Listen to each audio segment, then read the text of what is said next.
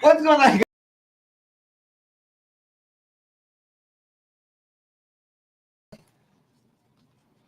Still not live. Yes, now it's good. Okay, there we go. I don't know what's going on tonight. See, we moved into the podcast studio. I'm using my computer that I haven't used in like almost 2 years. So not everything's transforming over.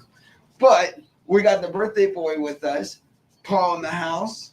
We've got our good friend 804. And then we got Organic Mafia. Introduce yourself, my dude. How's it going, everybody? My name is Matt, aka Organic Mafia 540 on Instagram. Yeah, so today we're celebrating Paul's birthday bash. And if you look at the screen there, you can see our pictures from when we first started growing together for the Grow series. So some of the things we've done, not everything, but we've been to Vegas together. We've fought mites together. We grew 4.2 pounds off of 6 plants together. So how's it feel? How old are you now? 34. Really? I'm still older than you. Yes. You're never going to catch up. Just so you know. Tough. Yeah. That's a race I like to use. So talk a little bit about, about your birthday and a little bit about yourself. Get the crowd to know a little bit more about you. Yeah, so I don't know. It's my birthday. I try not to usually make a big deal about it, but here we are. I don't know. All right. Well, that's perfect. I don't know. Yeah, that's about it, really. I mean, I've worked all day today. That's good. Thank you, everybody in the chat, for wishing me a happy birthday. I really appreciate that. Oh, yeah. So, 804, what have you been up to since you've been helping me out with the Grow Lab and the studio and the podcast room? I'm about to say I'm working on a breeding project right now. I'm definitely trying to have some seeds available to give out to some folks for the barbecue that we're doing later on this year. So hoping I can have some goodie bags to give out, you know what I'm saying, just to give to people. Yeah. Try some of my stuff. Very cool. And what about you, Organic Mafia? So I've just been, growing, trying different nutrients, since we work at the hydro shop. So I always get to try new things and new products coming out. So it's always fun to do that. And I like to incorporate different products together that you normally wouldn't see together and see how they turn out. But right now, I actually am working on a breeding project myself, so it's going to be fun. I'm actually getting ready to sling some pollen, so it's going to be fun. He's working on a little breeding project right now. Let's talk about it. Yeah, so I've been working on some projects for probably about 2-3 years now. Had a few hiccups, some cool things show up, so I've just been working, trying to perfect the strain and make sure it'd be something that I would want to grow. And so basically, been acquiring just some nice cuts, some of the stuff that I like, some smells, terps, tastes. And yeah, we've just been throwing them together and seeing what comes out. Hopefully we'll have some stuff here for release in the next few months. And Plug the IG. Yeah. So IG is Northern Neck Genetics. So if you want to go on there and keep up with us, we will be posting some pics of some of the stuff that we're working on. So Yeah, and talk a little bit about how you treat breeding. Breeding is a very wide spectrum of effort, input, time spent. How do you, because, I talked to you earlier this year, and I was asking you, last year you had some seed packs available, which I still have. Mm-hmm. And I asked you about that, and you actually said that it wasn't where you wanted to be. Yeah, so you yeah. had stopped that.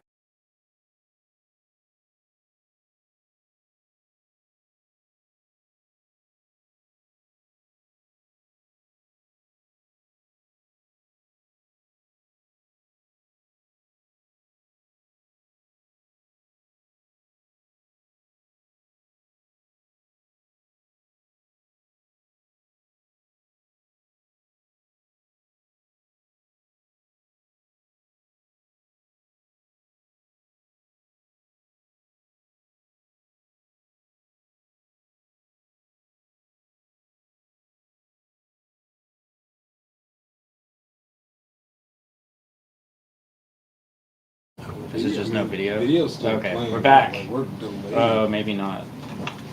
We're back. Everybody can see us. Everybody. Still says no signal. Oh, there it goes. Okay. It's delayed, Paul. It's like a 10-second delay on It's a long ass YouTube. delay. Yeah, so this is what's happening, right?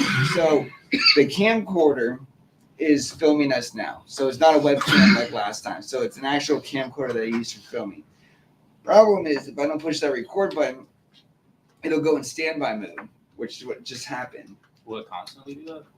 No, now that it's recording, it'll record until Okay. push stop. Gotcha. But yes, that's what happened. So right now I'm going to be rolling the 3 gram King Palm. King Palm was nice enough to fill our table, which we have tons of King Palm products right now. And we're going to do the XL. So there's a bunch of joints going around. Why don't we talk about what we're smoking on right now? And this is all homegrown, so no plug weed. All growers in this room, thankfully. So I guess I will start. This is actually some of my Matte Black number 6. Matte Black is a cross between Black Hindu Kush and It's Mendo Dope, and that was bred by 408 Seed Company. He was, I was lucky enough to be sent a 30-pack of these seeds, and I hunted through 10 of them. 3 of them ended up being males. Got rid of those, kept them around, made some pollen, hit some autos with that. So I have some seeds of those that I'm hunting through. And then out of the 7 females, this was, in my opinion, the most beautiful. It was like a very dark purple, almost black-like color. It's a very sweet, funky type of gas. And yeah, it's on, today is the 19th, so it's on 9 days of curing right now, and we are testing it out for the first time. Are you curing it in grow bags, or is that yes. 9 days in the herbs now? 4-day dry and the herbs now dry, and then I've been curing them inside of grow bags for the 9 days. Yeah. This is what I was telling you about that herbs now thing. Crimson, you got it. Thank you, dude. Man. All right. If you're wondering why I'm wearing gloves, so I have this weird, I guess, phobia of when I eat food. I don't like the way it feels like when it drips and gets on my hands. So I wear gloves, and I just forgot to take them off. Very nice. Now, what are you smoking on that? So I just passed the joint to Madman, and that is the runt that I grew, and that is just like a clone cut that I purchased. Very flavorful. Oh well, I didn't purchase. I purchased another clone cut, and then me and a friend of mine, we ended up trading cuts, and I still owe him the cut though. I need to trade him, so I'll be getting that to him here in about another 2 weeks because I got those ready. Yeah, that's the cut from Ninja Dojo Seed Co., right? Yes, yeah. So that's actually where I got the cut from, was Dojo's nursery from Ninja from Dojo Seed Co. Actually, huge shout out to him because those cuts were actually really, really bomb. So I would say if you're ever looking for some high end cuts, definitely check out Dojo Nursery. So Cece is saying that she loves her herbs now. Casey Lee says no plug weed. Yep. Yeah, definitely seeing more and more about the herbs now. Sunday. Babe, are you calling me on Instagram right now? I'm gonna have to call you back. I'm a little bit busy. I thought that was my phone. It's weird hearing it like in the headphones. I was like, I've never heard that ringtone. Because then it's picking up all the Yeah. sounds and everything. It gives you that surreal, immersive feeling when you have the headphones on, because it's like everything's happening right here versus like way in the distance. I think they're like $200. Or not, it's not a bad price on it for if it works like it does.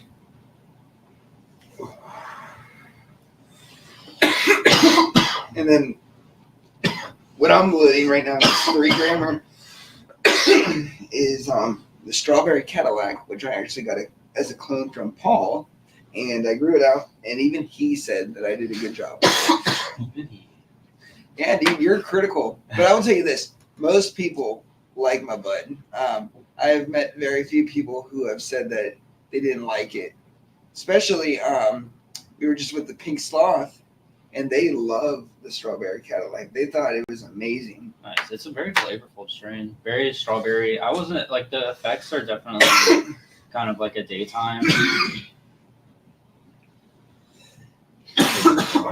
See, Actually, I haven't smoked that stuttering. Fino. I think I gave you the Fino I didn't grow. I want to say the Fino you got is different than the one I grew. Yeah, the Chemtrol is awesome, but it is an investment.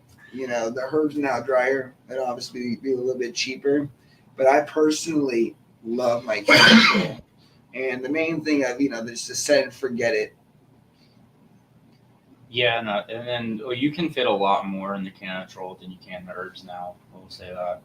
Yes, we voted for Gronomics 24/7. I voted for him, And you can vote daily. even though he doesn't follow me on Instagram. Gronomics! Jesus fucking Christ, dude! Really? The level of disrespect is high. Man. We're in the red zone, guys.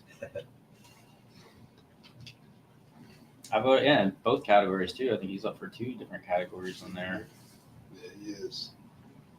And I even wore my Arizona shirt tonight for him. Yeah, Spanish Dre said, I don't talk to the community enough, so here you go, Spanish. Where are you? Let's go. Nah, I'm just fucking with you. Yeah, Macho in the house. So it turns out that we are going to be going to the Flower Expo in Michigan as well. So have you confirmed that? I know you weren't announcing it.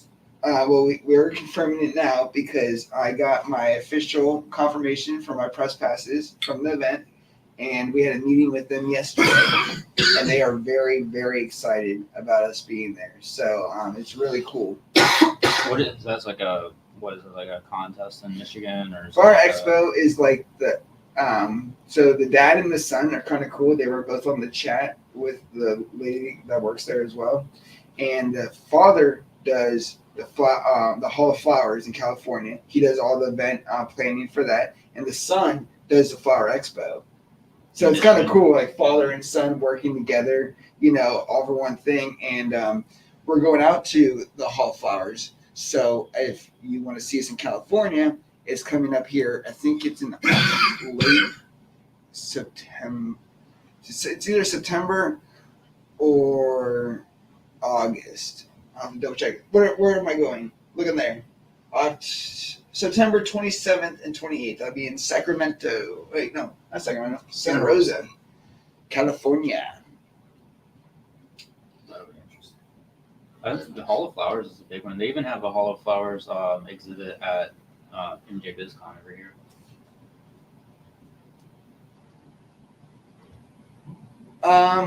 Okay. So the reason why you think that I sent you the link to join that moderator is I have to physically add you as a moderator in the back end. So I'd have to send you an email link. So if you want to join the chat, you're more than welcome. But that's probably why you're seeing that. And then, yep, Vegas will be again for the 4th year in a row, which Is this the 4th or the 3rd? 2022 was our first time together. So this will be the 3rd. Third, sorry. I was like, wait a Almost. second. I'm trying to get ahead of Not that myself old. here, you know what I mean?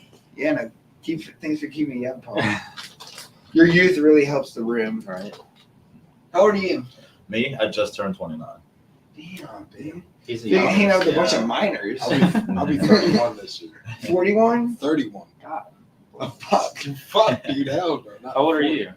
35. You're old as fuck. But I look younger than all of you. I don't know what you look like. You know what I look like. That's fucking funny. I'll let that go. Let me finish packing this shit. That is hilarious. I'm not a liar. Yep, and the barbecue. That's gonna be a fun one. Maybe we'll drag Matt down for that too. I Down would to really Richmond. think you should attend, and we actually have a good amount of people now that are coming from out of state. Root Nerds is talking about coming down from New York, because I will be up the week before in Syracuse, New York, on October 25th, and we will be hanging out and doing some content together. So Mark is an awesome dude, and if you don't know what Root Nerds is, you are missing out when it comes to germinating your seeds. All right, I almost got this packed. So, dude, I'm really excited that we did this for your birthday because you're a good friend of mine. And honestly, before, when I first started, you were kind of one of the first people that actually kind of believed in me, because how me and Paul met was when Hydrokulture opened in Fredericksburg. It was like a big talk of the town that there was actually like a hydro shop coming in, because Fredericksburg is more like of a conservative, city where people, it's about more older money, more relaxation, proper, all this shit. And the first time I ever went in there, it was really cool because there's nothing like that around. Even right now, Hydrokulture is still one of the biggest, nicest shops in the area. So if you're thinking about going anywhere else, you should take a ride down to Fredericksburg. But we became friends, and then we have a networking group for business owners because I own several companies called Cannabiz, and I need to start it up again. But we held our first event there, and we just became good friends. And I started coming in a lot, asking a lot of questions. And then I kind of just pitched the idea. I was like, "Hey, dude, you have a lot more knowledge than I do. I think it'd be great if we teamed up. We can help support the store, and we can work together." And we've built a bond and a friendship, and have had a lot of fun along the ways. I think our biggest adventure was Vegas. That was a lot of fun, being out there together, and hopefully you're going to make it out this year. Yeah, I mean, it's definitely looking more positive than it did last year. So hopefully so.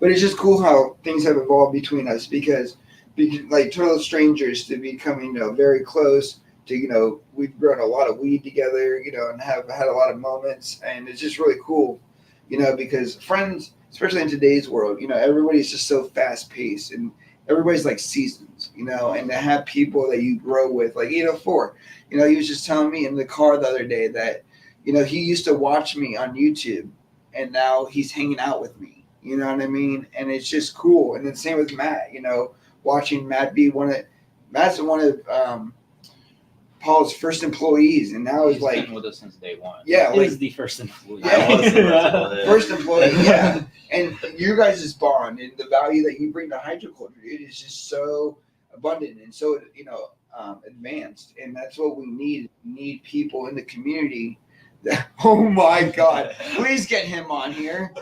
And we need those people because like they say, you are like your friends. If your friends are doing big things, you're going to be doing. Happy birthday, Paul. Thank you, GI. What's up? What's the up? hat, Yeah, I dude? love that hat, man. That's a dope ass hat. That's awesome. You look stellar, dude. Hit the rap. Oh yeah, that is. That is absolutely amazing. Thank you, Ben. Yeah, it's crazy. The store turns 4 in like what, 2 weeks? Yeah, 4 years. July 1st. It's been like, it seems like it was yesterday. Like since we Legit. met, since we started everything. Like, It does not feel like I've been working there for that long. yeah. Definitely not. Hey, Root Nerds, you finally showed up. I was just talking a bunch of shit about you. I mean, good things about you. I'm just kidding. They've been in here. Oh, they have? Yeah. Well, you should have said something when I was seeing all those nice things. I would have known you were in here. Just kidding.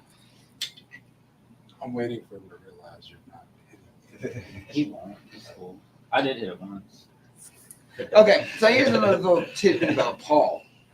We've been friends, and I've only smoked with him like a handful of times. Friends for 3 years. I don't know Smoked how you together do twice. this. Wait, I just hand it to you because Yeah, you're it's in front fine. of me. Yeah. If they're not, I'm just keep going this way, and then.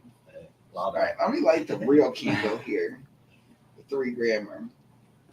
I will say though, the one that you have, I love that extended flavor profile when you smoke it and then you blow it out, and you can almost taste like flavor on your tongue. Like this one is really good, super smooth, but that one has a way better potency, like left in the mouth after you hit that. So great job on that, dude. Thank you. Yeah, definitely. I like the aftertaste of it. And it's definitely Tell them what it was grown with. so very interesting. I used a single part grow and then a single part bloom, and it was basically the easiest grow I've ever had. So I like used, part A, B. No. no, Grow and a bloom. grow and a bloom. It's a single part grow, single part bloom. Shit. It's a powdered formula that you dissolve into water. I will say I did find out just using a little bit of warmer water for the initial dilution will make it all basically dissolve, so you won't have any particles floating around.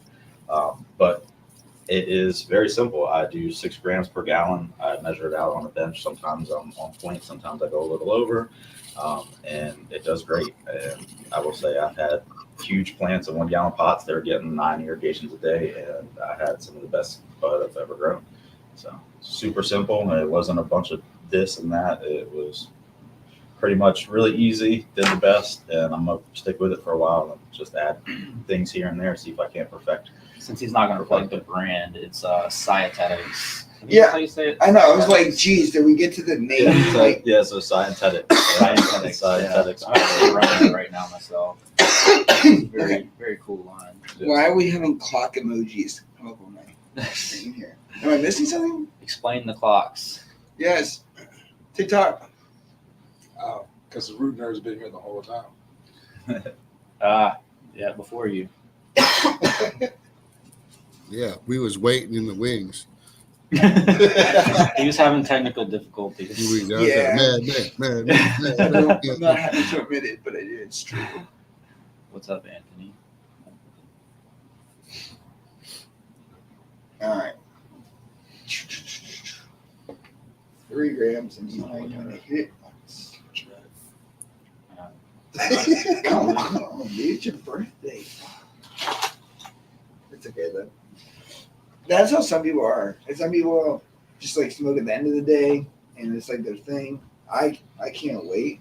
I'm impatient, I'm just not. I don't know. I'm not a social smoker. I'll get like, quiet and shit. yeah. Like, all right, time for bed. Smoke and just stare at the camera. I don't Pretty know. much. Hands. Get lost in the purple. Me, I'm like, hey, you want to go shoot a Grow Series episode?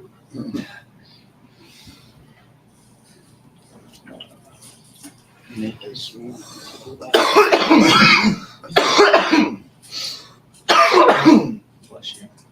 I didn't sneeze. Sound I tried to What do you roll think? that You Sound cross like you were joint. about to die. So I like it. You said this was the strawberry Cadillac? Yep. Nice. And that's what, Lebanon Eyes? Hmm? Nice. I like it, and I've never smoked a King Palm before, so it's pretty interesting. Definitely, it's burning very even. I give it that. So I like a candle at first. So I learned this from in Vegas. And GI, feel free to join the conversation, my dude. But I'm too busy reading the comments and Frankie, what's going on? Frankie's. If you light it like a candle, the idea is when you light it, the flame cannot feed downwards, right? And that's a lot of, from my experience, that's a lot of the problem is what you'll have like an air gap. So the air gap is going to catch on fire because the paper is more exposed than right up against the weed, making it harder, right? So if you light like a candle, all the flame and everything that's happening is going upwards, which means it can't burn downwards. So your ability to kind of rotate it and get it even is a lot greater. And then by the time you hit it, you've already charred the entire end cap. So it's ready to go. There's no more puffing or relighting. There's just taking your first drag. And the guy, I have his joint upstairs. We should see what you're not smoking. I'm smoking with you. I got it from Vegas. He's the creator of the brand, and he taught me that because of the science, because the flame wants to go upwards. If you light it like this, what happens is the flame goes up, and then it's trying to move about and trying to stay alive and grow. With this, the only part that can really do that is that tip. That's pretty interesting. Never heard that. Yeah, I'm really a scientist, and obviously it doesn't seem like it. I can't get shit right, but Smokeonomics. Smoking on this. I'm a hidden genius, ladies and gentlemen. Let's see here. Crimson's giving us the face. And then when we were talking to Allison Justice, she was explaining, which I can't remember off the top of my head, but the true definition of between white ash and black ash. And what is that? I would be interested to hear their definition. You better be careful what you say. It's Juneteenth. Right? yeah. I can't remember off the top of my head, but when we get off, I will show you the episode. It was on last week's episode, honestly. A lot of it has to do with water content. I believe that's what we were talking about. Yeah. Yes, I believe that is true. Most of it has to do with water content. Like 99% of it. Yeah, and I think the more water you remove, the whiter it gets. Yep. So that means actually, another company's been doing a study, and they found that a higher water activity was giving whiter ash. okay. Now, water activity and water content are both different, but it is theoretically is similar. But yeah, they were saying that I don't know too much because I would think the same thing as less water, whiter ash. But they had found that it operates on like a bell curve, but like to a point, a higher water activity will give you whiter ash.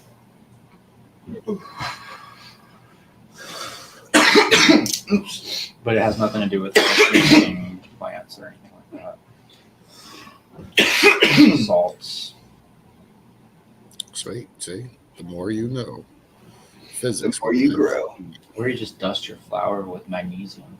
Yeah, and then it sparkles. Yep. Call it K-pop. Yeah. One thing cool about the king palms is they're slow burning. You know, that's gonna last another good probably 10 minutes or so before it goes out. If you're not constantly passing rotation, sometimes they go 45 minutes. Yeah, I mean it smokes like a cigar, right? Yeah. That's Looks- definitely that's what like it looks that's like. how it hits. I like Yeah. it because it's no nicotine and it's no tobacco. It's straight from a palm tree. Oh yeah, I don't use any tobacco wraps of any kind. I either do I like the camos, that are made out of like chamomile and yerba mate for like plant wraps, and then usually for papers I go either raw or vibes. Yeah, vibes. Those are the ultra thins, right? The black ones. Mhm. Yeah. Do you have the ultra thins? Oh yeah, those are the ultra thins too. Those are easy to. I like rolling with those. The Yeah, gold those pack. Mm-hmm. And then in my smoke pack, I also have more of the key palm, smaller ones, like the flavored ones, which we have there. If you guys want to try some of those in the actual flavor kind. But And then a good old noodle for the filter tip, and good to go.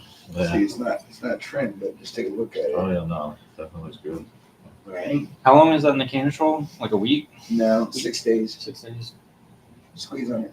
Oh yeah, she's nice and dense. Mm-hmm. I heard that. He said it was dense. It's dense. Say it closer to the microphone. So what's the smoke of the evening for the birthday bash? Okay, so we got strawberry Cadillac, I brought runs. runts, Matt Black number 6. and then what do we have in here that you did? I gave you guys Matt Black number 7. Tell you it was the other thing now. Well, we can roll this shit too then. See what you got. Can you get a? There you go. Get a little close I up. thought shot on GI that. was 19.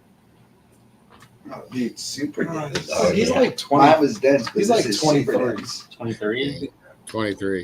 Nice. This is your shit. Yeah, He that's goes the by runs. alcohol. Yeah, I think. true. That was just the two parts. That was the Synthetix Pro. I- I'm Synthetix gonna buy that at the store and try that out myself because definitely, and it's super I full. will, but my thing is this.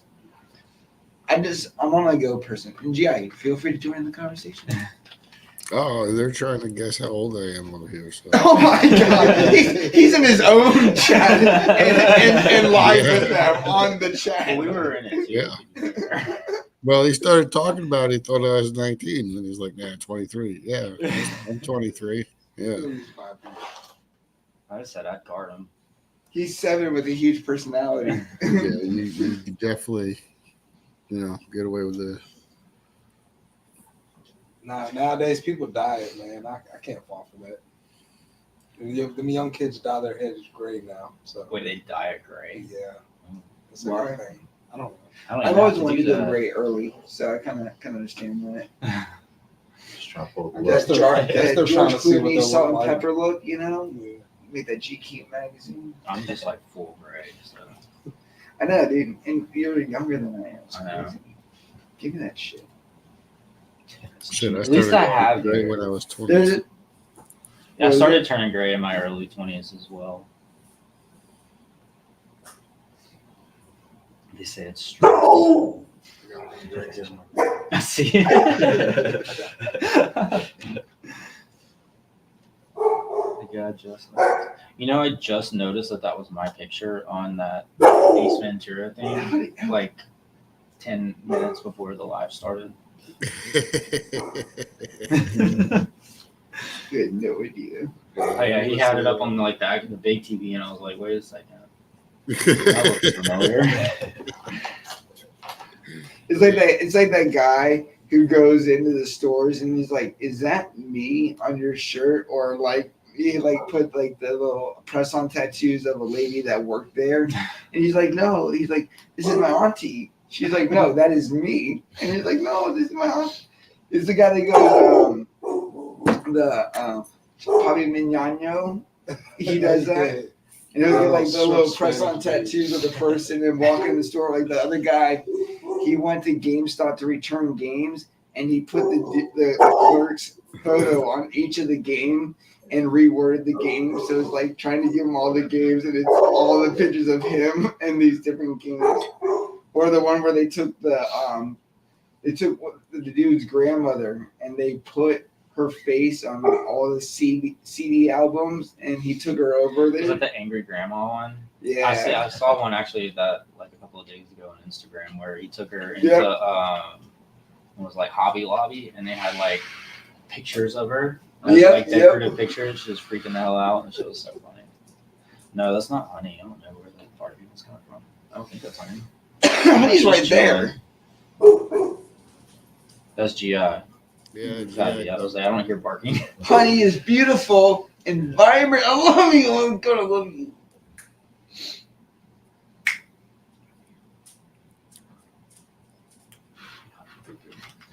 Honey boo boo. Forgot. I was saying something and then I totally forgot what I was saying. Oh, the simple formula. The reason why I like that is mainly one, I'm very, very ADHD. Two, I'm very forgetful. And then three, I'm just very busy as, running companies and, trying this. Because, it's not just the lives that makes Madman Plan. It's way, way more. This is just the fun part of it. But I like how you have it because you live the same lifestyle. You're on the go 24/7. Plus, you work you're in Maryland, right? No. It used to be in Maryland. No, he was in Colonial Beach. Colonial Beach. Okay, sorry. Oh. And see, it's what I was forgetful. Honest person here. And I like the idea of just having one thing, and then just being able to use that one thing. Where here, I actually use ChatGPT to make me a chart to do all the conversions for me, which has actually worked out pretty nicely. I was going to make a video about that. So if you make a video before me, this timestamp is 8:43 p.m., 6/19/2024. I got 4 witnesses with me. Go ahead and say your names, please. John. Paul. But anyways, if you go in there, and I'll just give you the little cheat sheet because I'm going to make the video anyways, but if you go like for Athena, and everything's like milliliters per gallon. So what you do is you tell ChatGPT, all my conversions are going to be from liters, milliliters, or blah, blah, blah per gallon. And then what you do is you write out each nutrient and then the level of the recommended that they are telling you to. And then you tell ChatGPT what size gallon reservoir you have, and it'll automatically do all the conversions and the math for you. And the numbers were right because the EC was right. And sounds like a lot of work to multiply 2 numbers. Yeah, that definitely sounds like a lot. I usually make 5-gallon buckets at a time, and so I just take out a scale and I measure 30 grams of a grow or a bloom, depending on what stage I'm in, and then I mix it in the water. See, that's what I'm talking about. That's what I want. See, I got to go over there. I got to go. Well, upstairs I'm using the full Athena line, and that has the PK, the CalMag, Like 3 bottles. the Cleanse. Yeah, Grow A, Grow B. That's CalMag. downstairs. No, up the blended line upstairs is Grow A, Grow B, and CalMag, and then Bloom A, Bloom B, and PK, and CalMag. That's a lot of shit. And then I got to pH it, and then I got to put Hydrozyme in it. So now I would have one input, Hydrozyme, and then bam. Yeah, I have the Athena feed chart memorized. Of course, yeah. Of Okay. course. I didn't know it was like auto pH, No, like it's advanced synthetics. nutrients or. Don't trust that. I figured out like how does liquid figure out what liquid is? Well, they use different buffers and stuff to make it adjust. Okay. I will say if you're pulling tap water like I do, my tap comes out at like 7.6 on the pH, and I really don't have to add anything when I throw the nutrients in there. Pretty much Mhm. spot on at like 6.0. With Depending on if I the go heavier, go dietetics, that lower. does it for you? I don't understand that. Like when I mix the dietetics, it's like 4. But Athena does it for me. Like I can mix Athena and not have to pH it at all. It'll come out right somewhere, no matter what, in between 5.8 and 6.5. So I will say, because I don't live in the same area as you, and so Yeah. different waters are buffered with different things, and so your water could have a heavier buffer than mine, which doesn't allow it to adjust as far down, and so my water could not be buffered as heavy. I've been using that damn I was gonna say, food mine usually pH comes out up between because we've had a 6 bunch and of it. 6.3. So 6.3. 6 or 6.3. It's not bad. I've been using that food pH up because we had a bunch of it. Mm-hmm. It takes me like 10 mils to get it up. That stuff's not In a strong. 2 It's not- gallons. Like if Yeah. I make a 2-gallon mix, it takes like 10 mils of the food pH up. The food is good, like if you knew you didn't have to use a lot and you wanted something that would last a little while because you're not using a bunch of it, or if you had like a dosatron, because then the dosatron can inject it fast, but it would inject it slow enough to adjust it to where it wouldn't go over. Yeah, so it's not going like crazy. Yeah, because the problem with like dosatrons, if you go with pH just too heavy, it kind of. They just came out with a home grow version for the dosatrons. They're pretty interesting. Really nice. Yeah. Love to get my hands on some of those. Right? Just squeeze it to make sure you know where the Dosatron. filter is, because once you hit the filter, it does not taste so good. Oh yeah, I can imagine. We're getting that. No, it's corn husk. Ooh. Same. Yeah, I've smoked a corn pipe before. I'm pretty sure I probably smoked weed out of a corn husk pipe at one point in high school. Yeah, I've smoked out of a lot of things back in high school. Probably should not have never Alright. did, but First thing you ever Can smoked close out that of? too? The so first thing I ever smoked out of? Yeah, first thing you ever smoked out of. So the first memory that I really have of ever touching any type of cannabis was we were at a place called the T-Dock, and it's basically where it was like a pier that went out onto this pond that was like 15 foot deep, and it got deep really quick. So the pier wasn't even really that big. And so everyone used to go out there and kind of like jump off the pier and swim and everything. And that's when I was probably like 13, 14 maybe. And yeah, I got to take my first hit off the blunt, and I thought it was really cool as a kid because the guy like hit it and then went underneath the water and blew the smoke out, and like the bubbles came up He's and like, popped. And I was like, whoa! And then he let me hit it, and that was my first experience that I remember of like trying cannabis for the first time. And I definitely got stoned. I don't know about the myth of you don't get high the first time. Oh, I got high. Oh, I can tell you that. I can tell you about not getting high the first time, but you guys go first. I'll go last. What was the first time? First thing you smoked out of? It was a blunt. Blunt I'm about too? to say it ended up having like 2 seeds. It's a stem Some side. hippie grenades. But no, the smoke. My first blunt was with a guy that was my friend at the time when I was living in New York. I was about 9, and we were hanging out at this park that was near a bridge. And yeah, I smoked a blunt for the first time. But yeah, I was pretty damn high. I laid in the slide on playground for like an hour, just didn't move. Got cooked in the sun, and then I wanted some snacks. So Nice. I'm with Sloth Man over here. My first one was a soda can. Oof, rough. Yeah, Coke can to be exact, or maybe it's Pepsi. I don't remember. It was either Coke I or didn't Pepsi start doing can. that until like middle school. I was at a buddy's house out of a wooden train whistle. Out of a wooden train whistle? Very That's a nice. nice one. Very nice. What's going on, Trey? Spanish Ray, I've been talking so much about you today, and I've been so chatty. I just wanted you to know that. Not all What's the going on, my dude? So, all right. So the first time I ever smoked, right?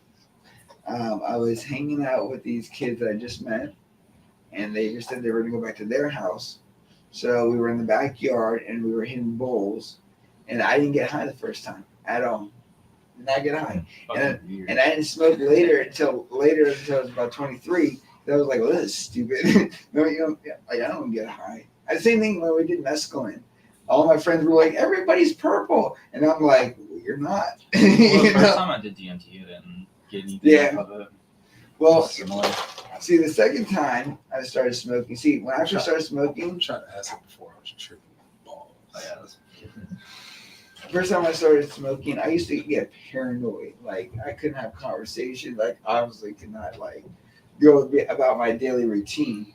And with that being said, I was like, damn, well, if everybody else can smoke and have a good time, I was like, I gotta work through this. So actually I had to like get used to weed for the first time and deal with being high and had to learn about, like how to be high and like mentally, and everybody's different. Yeah. But you know what I mean? It's like your first time walking in public and you're like, well, you're talking about a very sheltered child who the biggest thing I'd done before that is just get drunk. You know what I mean? It wasn't, see, weed really opened me up to where I got into psychedelics and like mushrooms and stuff like that. So before then, I was pretty much like a very closed in child.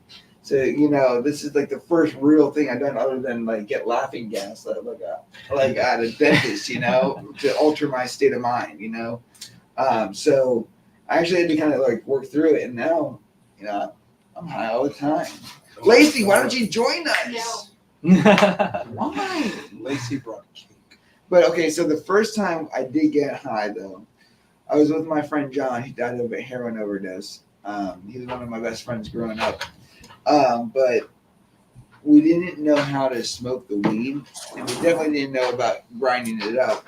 So we took an index card and rolled it up, and we were trying to use it as like a makeshift like chillum to try to like smoke it, and it went horrible. And there's no. I believe it. I totally believe it. That was in the woods by his house was burned down.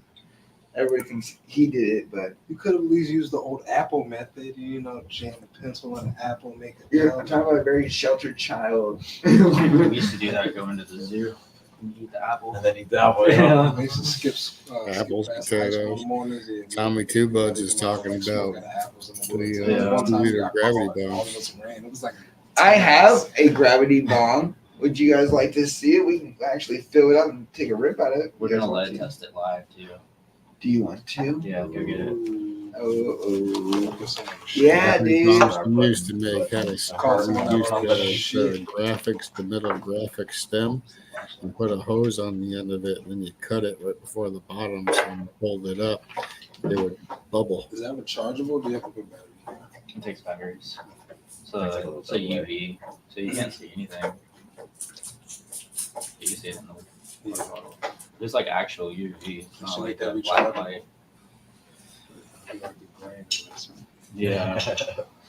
All right, let's just not call out because I was given this by them. Yeah, we don't have to say the brand. Ooh, I wish I could say. It's All right, guys, we're gonna lead test Okay. this. and it's a little bit dirty, and You got things this is like actually a good demonstration of why you should clean your bong because stuff like this in there builds up, and that would go into your lungs, and you don't want that. Is that tissue? Yeah, actually, yeah, those are mushroom spores. I'm growing them. Oh, heavy. Oh. Is it? Yeah. Thought we were gonna be safe. No company safe. Yeah. So all that's the same problem thing. right there. It's because they all use the same. Because that's where your hand goes and Yeah. everything else. And I think the lead helps it stick to the glass better. I really do. It is. It's I a it's a think lead-based enamel. Because they even like he's been doing what is it like baby jars? They're really bad about it too. Mhm. Now there are some, and there's stuff that don't. We tested the piece that he has up there that's painted, no lead on it. Now Licit is a Virginia-based glass company. Oh, nice. So it's like all made over. Yeah, but it's not like custom, super expensive glass. It's like affordable but made in Virginia. Yeah, Licit's a really good one. Check them They're out. the only one that we've tested so far that has a logo on it and it doesn't test positive for lead. Yeah, because I just had to toss my Medicali. Sadly, I've had it in for a while. Yeah. Start Yeah, etching and I that got shit. rid of my first one. Yeah. So Yeah, No more see, paint. We do etches. Yeah, it's the just- least amount of peer pressure brings out a gravity bong.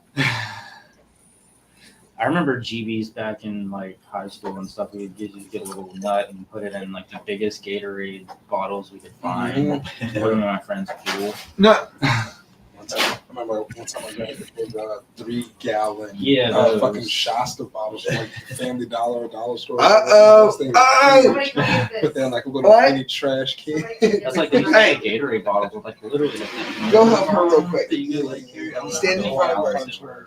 Yeah. Those That's what we would use. Cut the bottom off of it. Get I over think here. one time we took like 6. Go around, bottles Izzy. and cut Just them help. together. Made Looks like it's like shack. folding in the middle. Yeah. That. All right, ladies and gentlemen, it is the time that needs your help Let's test the cake. in wishing and singing with me. Happy birthday to Paul. Here we go. Happy Happy birthday. birthday to Paul. Happy birthday to Paul. Happy birthday, dear Paul. Happy birthday to Paul. Hurry up before there's no candle. How did you bury those? Sorry. Like Stonehenge. We're going down quickly. Please join us. Come on. There was like 50 of them to lights. So Just like we're they big. timed out And real many quick. more. I was trying to figure out what the design was. But I don't It's a think there's rainbow. anything specific. Not that, no, I meant of the candles. No. All right, birthday boy. Now that we take out all the gravestones here. Tonight, yeah, we'll send you some cake. Yeah. We're going to do a giveaway. Put hashtag cake in the chat. The winner gets leftover cake. Tommy Two Buds wants to know if you're giving away cake tonight. Yeah, we're doing hashtag cake. You gonna overnight it? No, we're doing whatever the slowest shipping cost. 4 hour special. You get 4 ounces of it in a bubble mailer. It is supposed to be like 100 over the next couple days. So Horseback. So that's good for the moisture. And see- right? yeah, It'll it still keeps be it nice and moist. Yeah. All right. And that one. Yeah, get some of that. That makes it taste so for good. you. Hey, lead tested. lead tested. Oh man. Hey, what time? I'm gonna be so disappointed. Like, What's on top of the Cake is ruined. Sorry, guys, it's all good. Hey, but No lead in the they candles. are blacklight reactive, which is nice. They are. They do. What's on top of the cake? A giant rainbow. Lead icing. Oh, I didn't know it was this kind of party. Shit, let me change my headgear. Yeah.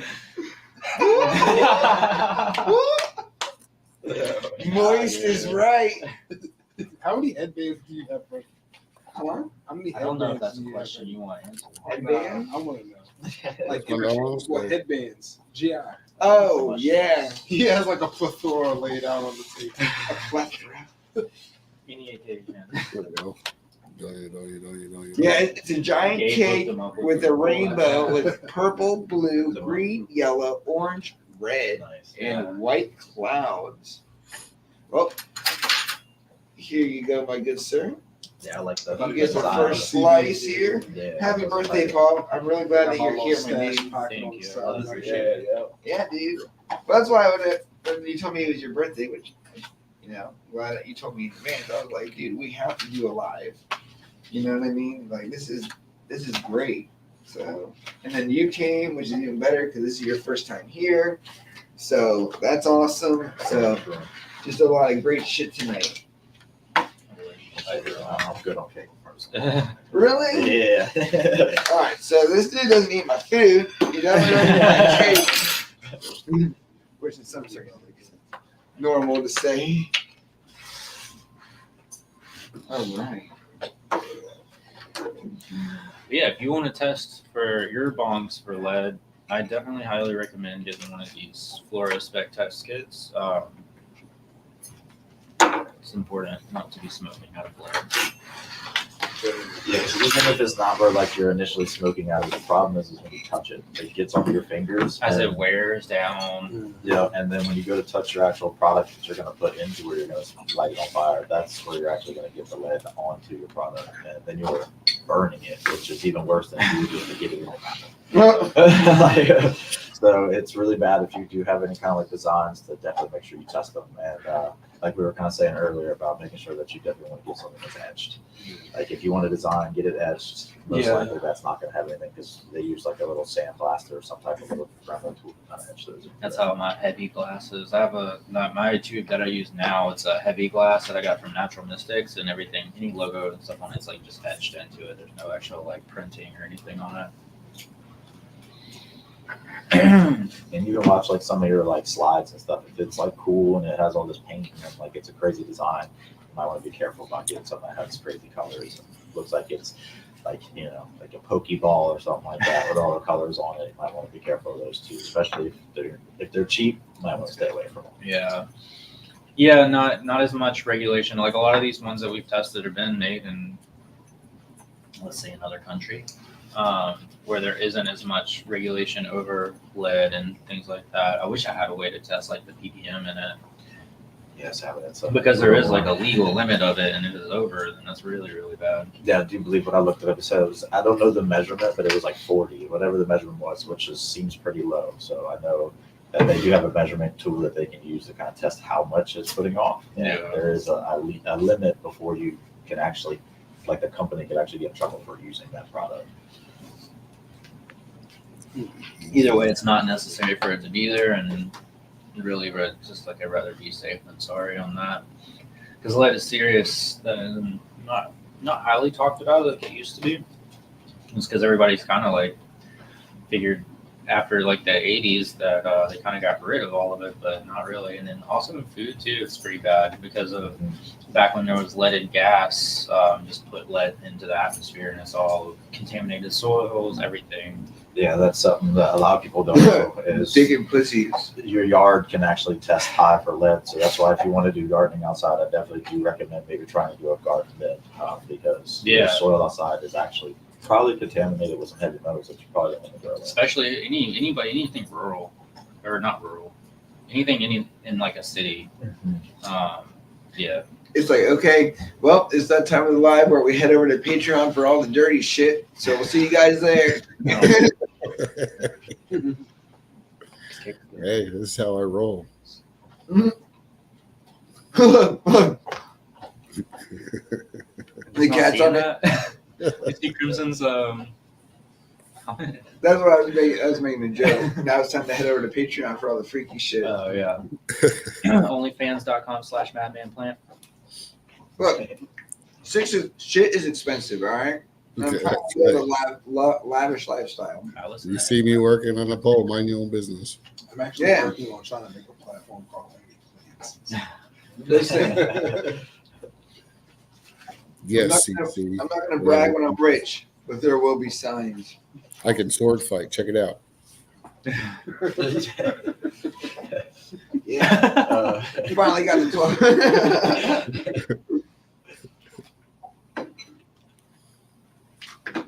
We'll put the top on that if everybody's done.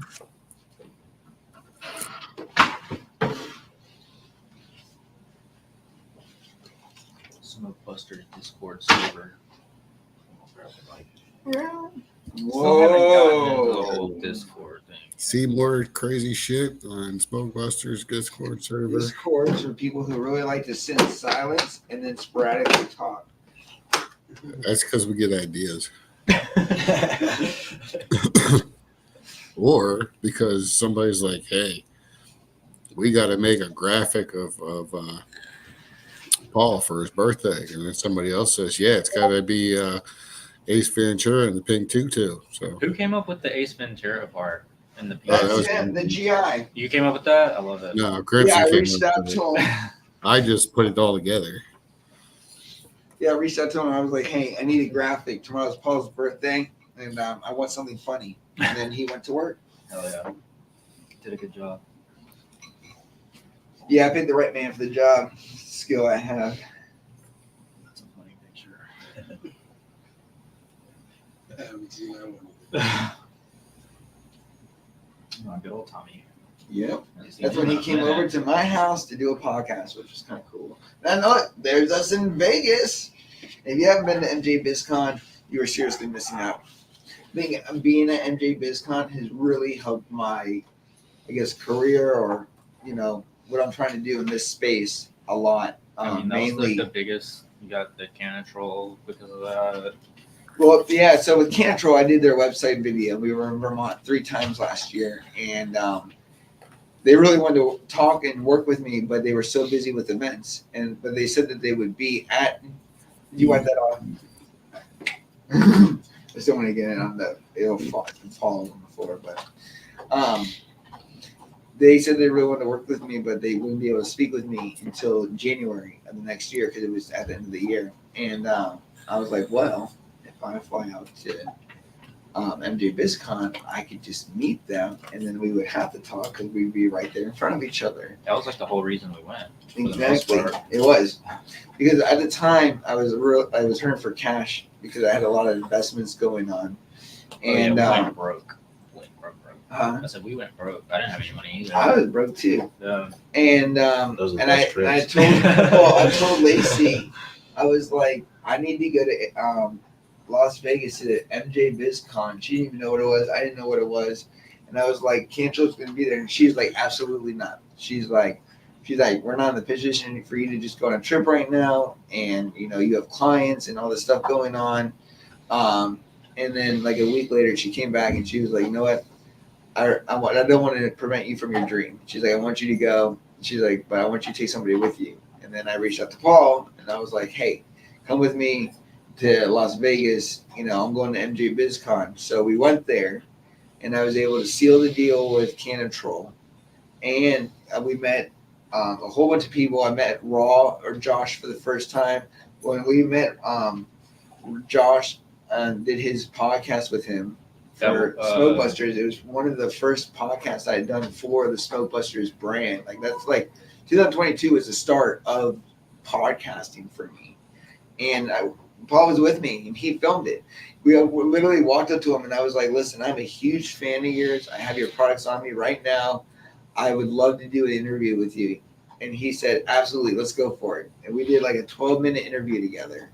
And then from there, we did 21 more interviews during that trip in Vegas. Josh is actually a super cool dude because he was super busy too. And Yeah. was like, fuck yeah, let's go. Well, he always makes time for me, and he's told me in the future he'll always do an interview with me. Yeah. Maybe not long on the floor, but I'm hoping that I can build a relationship with him, and he can understand and get to know the brand time after time of interacting, and then maybe one day he'll be sitting right here in front of me, which is one of my goals, and then really chop it up. Because I think, from him being as a young boy to his father with magic tricks, with rolling papers and everything like that, I'm sure that he has a really good mental health story. Oh, yeah. And I would love to dive into not just the brand of Raw, but more of what Smokebusters is all about, which is the mental health, the clarity, the focus, why we're so passionate about cannabis. And I think that's a conversation that I haven't seen too much of him entertain. So I think, it'd be cool for him, just like with Allison Justice, I really liked the interview because she said it was different. It wasn't all about science and her brand. It was more about her as a person and, what's really going on behind the scenes. That's, the stuff that's less talked about, I guess. Yeah, same with Exotics. He kind of had that same saying about it. Yeah, and the same thing with him and Soulfire. Great people. Always let me interview them. And we talked to Stimmy about how he almost died. You can watch that podcast on my website. And it was really cool. The same thing. He was like, thanks for this interview. He was like, it was different than I'm used to. And he's like, I like that. So that's what I'm trying to do with the brand is be different, Yeah, and then if you are thinking about going to Vegas and going to MJ BizCon, yeah, you don't have to have a lot of money for it, really.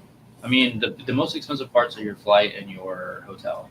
The rest of it can be done fairly cheaply, even in Vegas. Yeah. If you Google how to do Vegas cheap, there are like a handful of influencers that show you where to shop, where to play, where to eat. There's so many free things to do in Vegas that you can do. And the rewards the hotels have rewards and points that you can earn for free meals and stuff. So if you really pay attention. Gamble to do that. Sometimes, maybe sometimes Never not. free. Sometimes they have like promotions. Like when we stayed at the Excalibur, it was $45 a night. Oh damn, nice. Now, I will say you can get into like some of those. Like I don't know if you can get in like at the times of like the big events there, but I know like the timeshare things. You can go like sit down for like an hour Oh in the yeah. meeting, and they'll let you stay the whole weekend there, like, and then you can use all the amenities like you owned it. We've And done that it's in just- Massanutten before. Yeah, it's just like they potentially sell it to you, so they let you just have it all, which is pretty Yeah. cool because you can go there. Just, oh yeah, and they'll let you stay for the rest Yeah, of the no, time. they gave us like it's like a 2 or 3 bedroom like cabin at Massanutten and like snowboarding passes for the weekend just to like sit in the timeshare meeting for like an hour and a half. Oh yeah, because they're getting paid to do this, so they'll just fill them. They don't. They Mhm. know you're probably just there for the No, weekend. yeah. I Yeah, feel like that- 90% of people are there for like the free.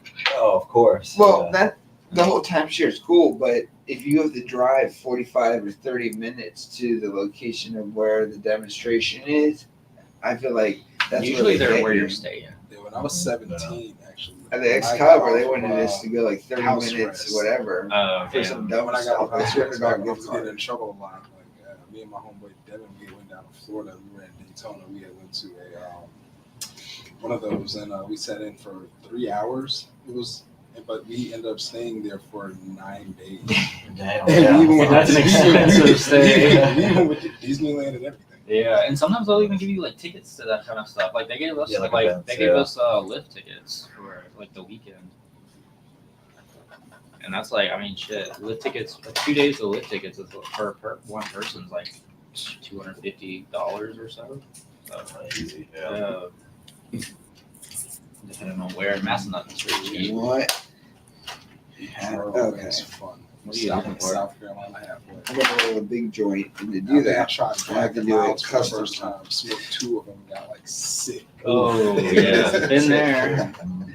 Been Stomach there. turns. I remember either the Never touched wine. those ever again. The wine were my favorite. Yeah, lime Yeah, with the tip. wine with Yeah. it. Yeah. The best. see, Like I just sat there and smoked the whole thing and then like lit up another one because we had like. And then way back in the got some, day, some alcohol. We would do some shit. They used to have that's one where I use my red tip. they used to have the vanillas. Those were the best. Oh, they had it with the creams. I think it was. So before cream, it was vanilla. It was vanilla, Yeah, okay, but they stopped making them. Probably because they were too delicious. Of course. Anything that's too good, that you always take it away. Yeah, yeah. Then they switched it from vanilla to cream. Like nobody buys our other flavors. These are flavors. Man, I haven't had Black Mountain. Shit. No comment years. on the I don't podcast. even know when. No, It would have been like 21, probably the last time I had a Black and Mild. No, it was literally 17 for me. Like I got one sick and done. Yeah, fuck that. Like I've had them before, but like I don't know what like we were drinking. Yeah, And yeah. it just made me smoke 2 of them just straight. Well, you're not supposed to inhale it. Yeah, it's like They don't tell you that. it's like an enjoy thing. You just kind of taste it and blow it out. Yeah. Inhaling it just makes you That's when you realize get it. I don't know. Is that a glass tip? That's cool. Mm-hmm. It was given to me Is that like in Oklahoma. a template to roll on? Yep. So, Madman Plant can't roll joint chalk.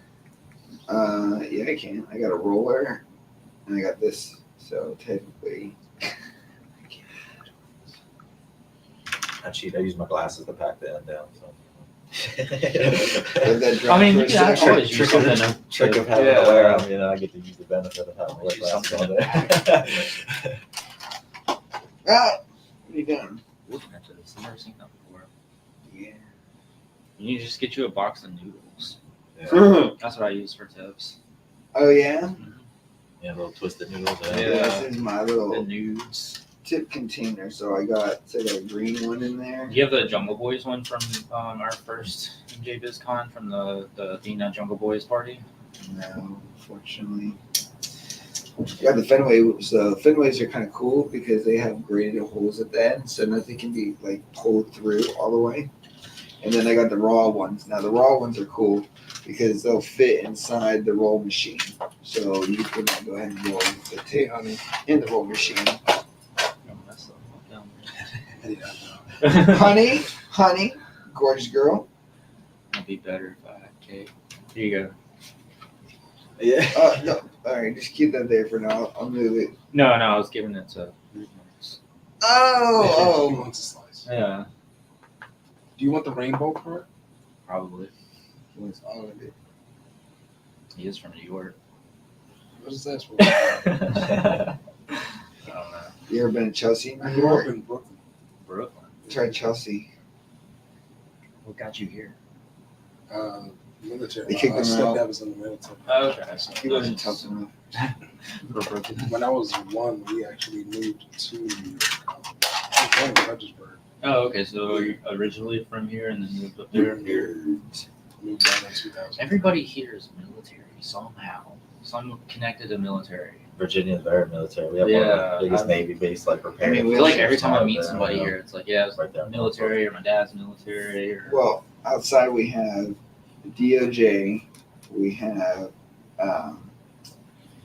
what is it? NSF, the FBI, the DEA, Homeland Security. There's a bunch of like bases. Yeah. Like right here in Quantico, just along the Marine Corps, you know. And then just up the street, you have the Army, Fort Belvoir. So yeah, it totally makes sense why we see all that. yeah. I didn't know any of that until like I mean I knew not till I lived here for a little while. Started finding. Oh out no, it's the other things, NCIS like, is down the street. Sorry. hey, just some guy. Just Don't worry, guys. It's just some guy. It's just some guy. Yeah. Is Diddy's jet in here? I need Diddy's jet to show up. There's been this guy in the lives named Diddy's jet. Diddy's job. Yeah, it's hilarious. Just some guy. What's going on, dude? Should have been just some guy in Diddy's jet. I'm gonna put the link in the sesh if you guys want to join with GI here and be part of the conversation. Show us what you're smoking on. Yeah, or come in here and either roast Paul or just wish him a happy birthday. That's what we should have done. Is Roast me. a roast of you. Roast me like a pork belly. There was one time I hired a barber to come over to the house, and I don't know Paul Lift. And the person that used to work with us, that was one of the employees. He got his hair cut right in my kitchen. Oh yeah, I remember that. Never do that again. Turned out nice. The kid was new. He meant well. Yeah, last time I had someone cut my hair, I like got out of the shower after I left her house, and then like I went to go brush my hair, and one side was like definitely longer than the other, and I was like, "Yep, never." Well, he again. didn't do a bad job. It's just that all he knew how to do was a fade, and I wasn't looking for Well, that's that just fade. Honey whore. You whore. Yes, you definitely got her ass on her Language. kneecaps. This is America. Thank you, Or was Barbados. America. Give me a sec. We're just gonna have some guy join. So yeah, Yeah, it's just gonna be some guy. Some guy. What about Macho? Why don't you get your ass in here, dude? We've actually hung out. I know you. I know who you are. I know you.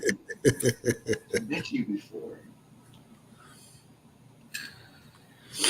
Come on, hang out with everybody, and some guys got Come a hang out with us.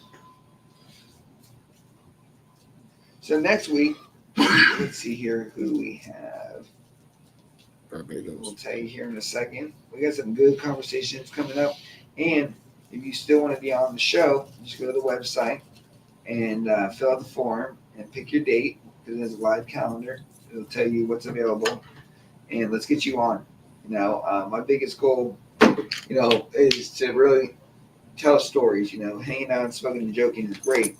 But, you know, I feel like I have a bigger purpose. So, you know, and I need you guys to serve that. So, if you guys have a story, if you guys want to share, you know, what you got, 804 is about to come on. We got Cherry Stewart come on. We got, let's see.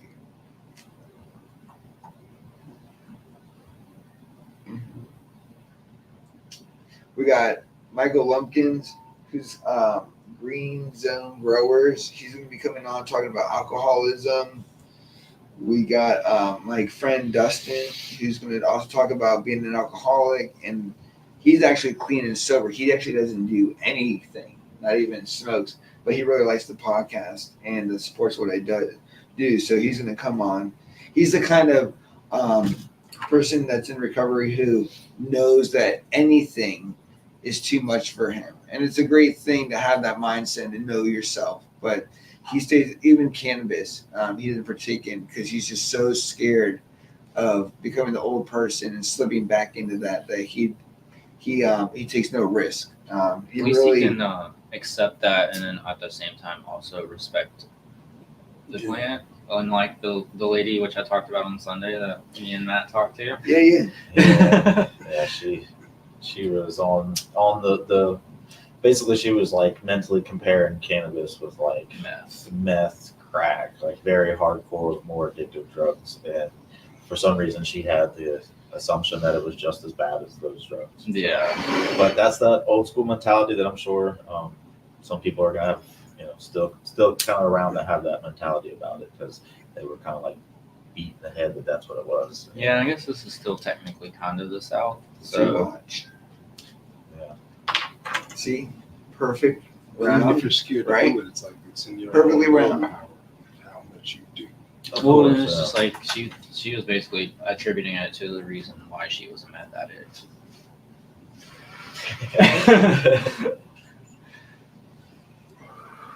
Yeah, she was on the gateway drug line pretty hard about that too, and I mean, I could see it like habits are hard because I quit smoking cigarettes and like nicotine 2.5 years ago, and it took me a few times before I stopped. And, Yeah, I said I officially stopped in September of last year myself, and I've been trying to stop smoking for years. yeah. You just got to do it. Yeah, So, but I as did like I started buying the vapes, and I mean I did. That's not I did much better. get like You have no I idea did what like the fuck's smoke in there. 2 cigarettes in between, but like I stopped full turkey. definitely, yeah, no, like I pretty much quit it all. I will say it's propaganda. the thing about it though is it's hard because you do gotta watch like other things you do because like anytime I would drink, that's when I wanted that cigarette the worst. And so I learned that if I just didn't drink for a little while, then not wanting the cigarette kind of came natural when I did have a drink, So quitting the two for a little while definitely made it a little easier. But even still, when I drink, I still want a cigarette. I don't even like Yeah, Yeah, no, you're hard nerds, to that's catch the me truth. drinking. And that's what I really don't drink either. Like I might have like one and then Prefer my weed. yeah. But yeah, like I'm from the deep South. I'm from Mississippi, and even with my parents, like that deeply ingrained propaganda of like weed is bad, like super strong up until like now. I'm in the cannabis industry. My little brother, he runs a grow facility down in Mississippi, so he's also in the cannabis industry. So my parents have had to come to basically accept it, which they've definitely learned a lot more. They were just miseducated on it, so they're like chill with it now. But I remember back in the day, man, it might as well have been crack. All right, so we got a guest. Artie. What's going on, my dude? Welcome to the show. What up, man? Oh, chilling with a bunch of good guys. What about yourself?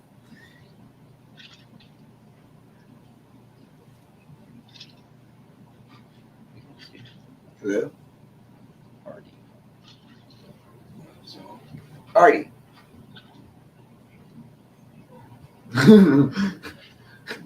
How's it going? I don't know if you can hear it. You not hear us?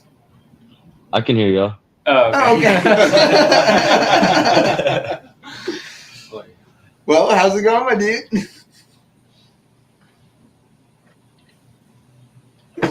Fuck you. Artie, you gotta talk, dude. Oh, my bad. I can hear. Sorry, I think I'm hearing an echo. Hold on. Let me see. Yeah, if you got it open in YouTube still, you'll get an echo. Oh, okay. I think that's what it is. Let me see. You can't hear GI Crimson? I was like, shoot, I don't want to be cutting nobody off. No, GI was muted because GI's dog started barking, so GI muted his mic, and then totally forgot he was muted. So This is the one thing I like about the glass tips. You can smoke the end of that, and you're not gonna get that nasty taste. And Unless the glass has lead in it. Yeah. oh shit, we should test it. Oh, I bet the owners is junk those. Some of them have like printed things on them. That raw one has printed raw. I don't know Yeah, if I we want see this anymore. Yeah, let's go ahead and get this out, right? How do I? We're ruining these companies. No, we're not. Smoke is not for the evil; it's for the good of people. Yes, we're saving people from not living. Right. Yes. We're not here to bash any companies. that's right. This is the best live ever. This It's one always the best live ever because it's new ones. You just No. don't know what's going to happen. I had penises on Raw my tip is head. clean. Raw did is- pass. Very nice. Green. Woo! Thank God. I knew you were good raw. Dude, I trust in raw. Of That's any, literally all I smoke. Let's Is say of raw. any company, I would imagine wrong. All right, well here, no names, but check that and check. This is a Right, sticker, actually. so this is different. 'Cause it can be in like rubber stuff. And did you? No, it's clean. And did you? I wanted you to check the case. Is it- Oh yeah, that's UV printed. Case is good. Clean. Oh, this one. Everything's getting hit. Everything is getting hit. What is that? That's the jar that it comes in. Clean. Quick. Hey, am I allowed to light up, Madman? Dude, you can do everything. All right, cool. Wait. I don't know how I was. Hold I on. was rolling up. I was rolling up, so I didn't want to. I didn't know what they allowed or whatever. I can hear better now. I think I had YouTube playing at the same time, so I was like, I wasn't sure if I was hearing things. I was like, oh shoot. It's hard to quit. Yeah, Happy birthday too, by the way. Thanks, man. Appreciate it. Artie, you're faceless, right? Spark this one up for you. I'm Artie. It's in the way. You're Artie. I was like, wait a minute. I know the voice, and I know. It was like, wait a second. Things are all coming together to me real quick. I'm doing numbers in my head. Yeah, you're correct. Yeah. I'm just some guy. Most people in the South are actually super chill.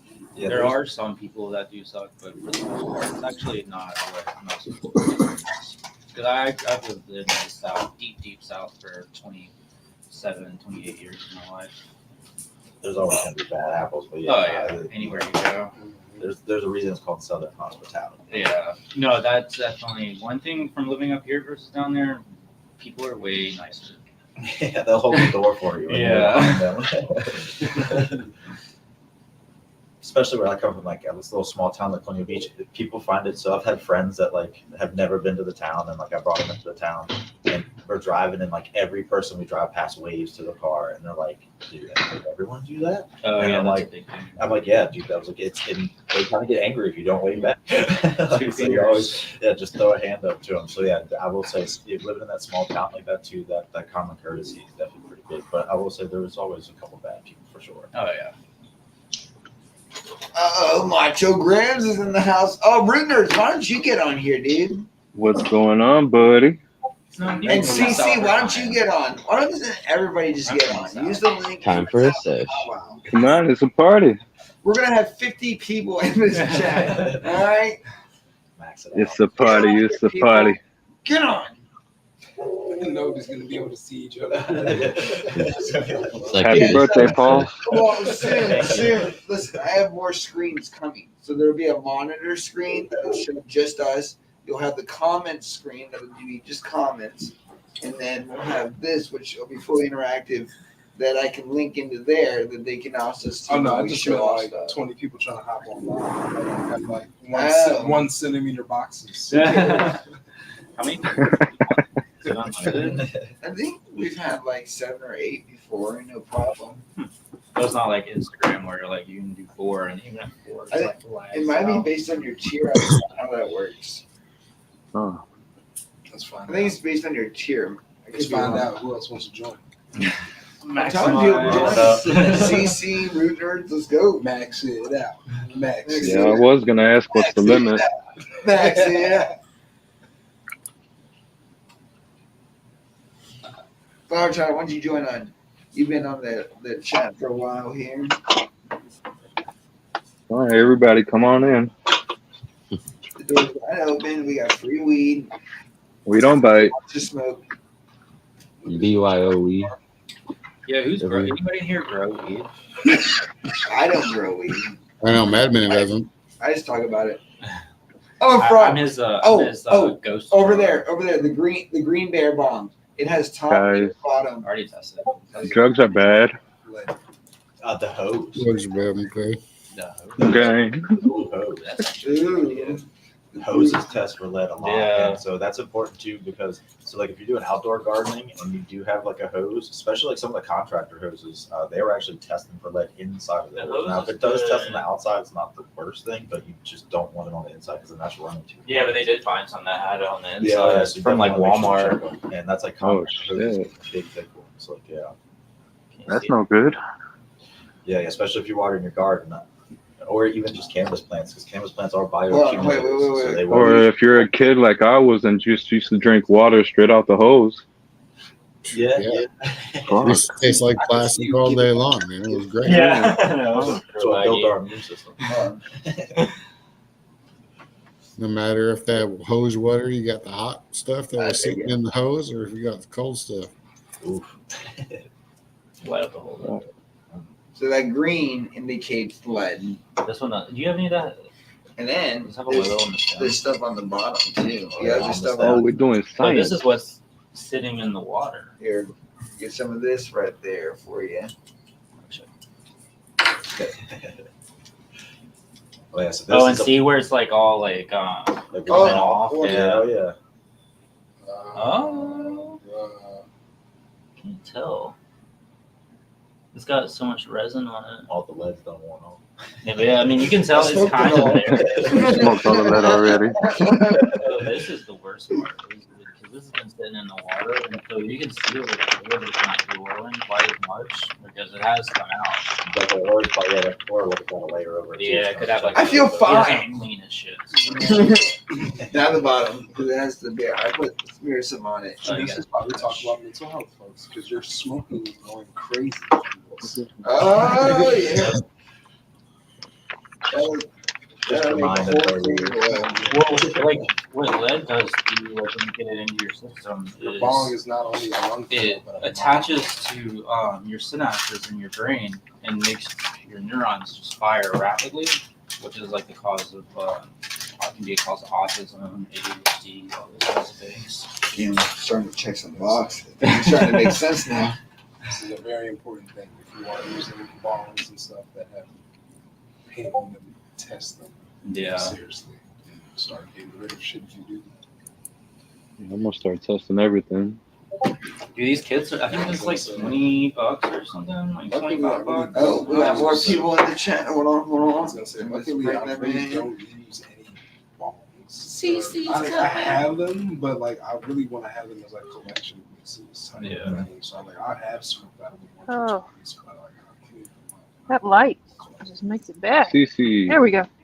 Hey, buddy. We lost somebody. Who did we lose? First person that was in here, Artie. Artie. Faceless, where did you go, dude? Yeah, we lost one guy. Well, I came to say happy birthday. Thank you. I appreciate that. Thank you. I appreciate it. Yeah. Oh, I mean, we're talking- I know. You can't even dress that and you know, since GI and I are, you know, the same age, we'll just say young. Yeah. Hang out with the rest of you guys. That's right. And, Yeah. with- How old were you again, GI? 44. Oh well, yeah. Okay, yeah. So Oh, you're same still age. young. I'm gonna be 43 this year.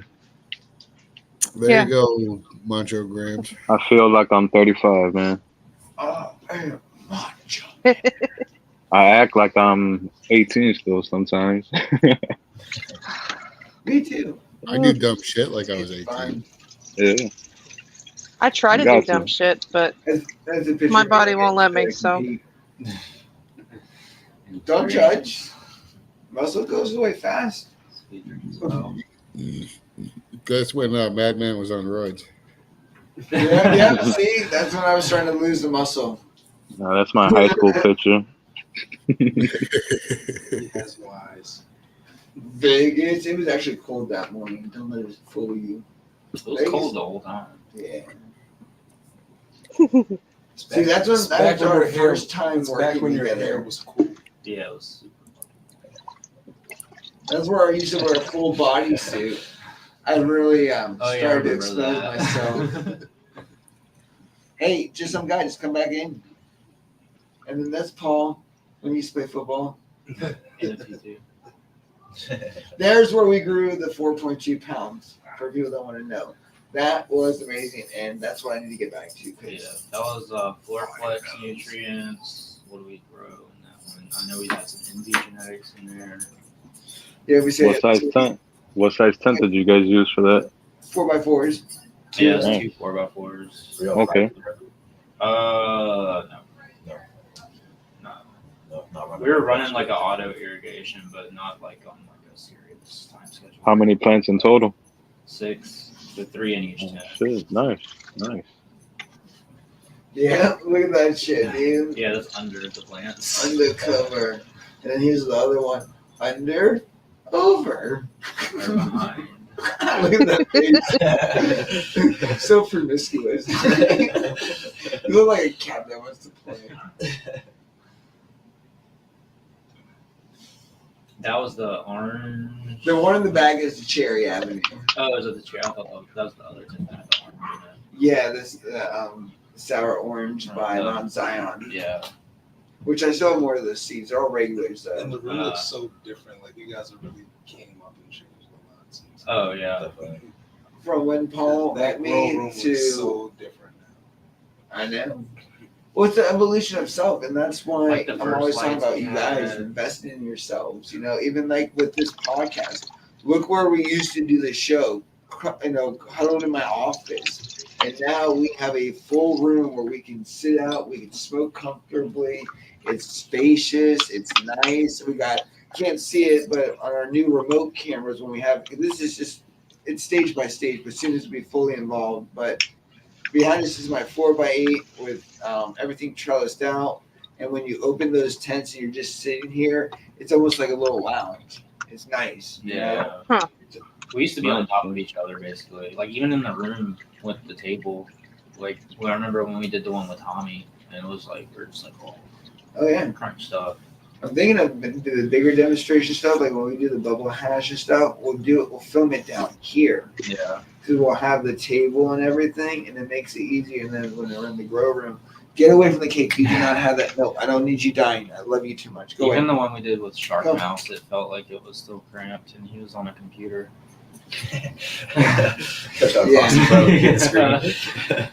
So, Cece, what's new? Matcha, what's new in the world? I don't know. Go ahead, Macho.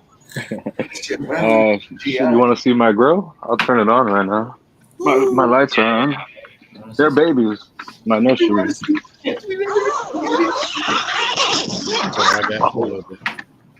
I like baby plants.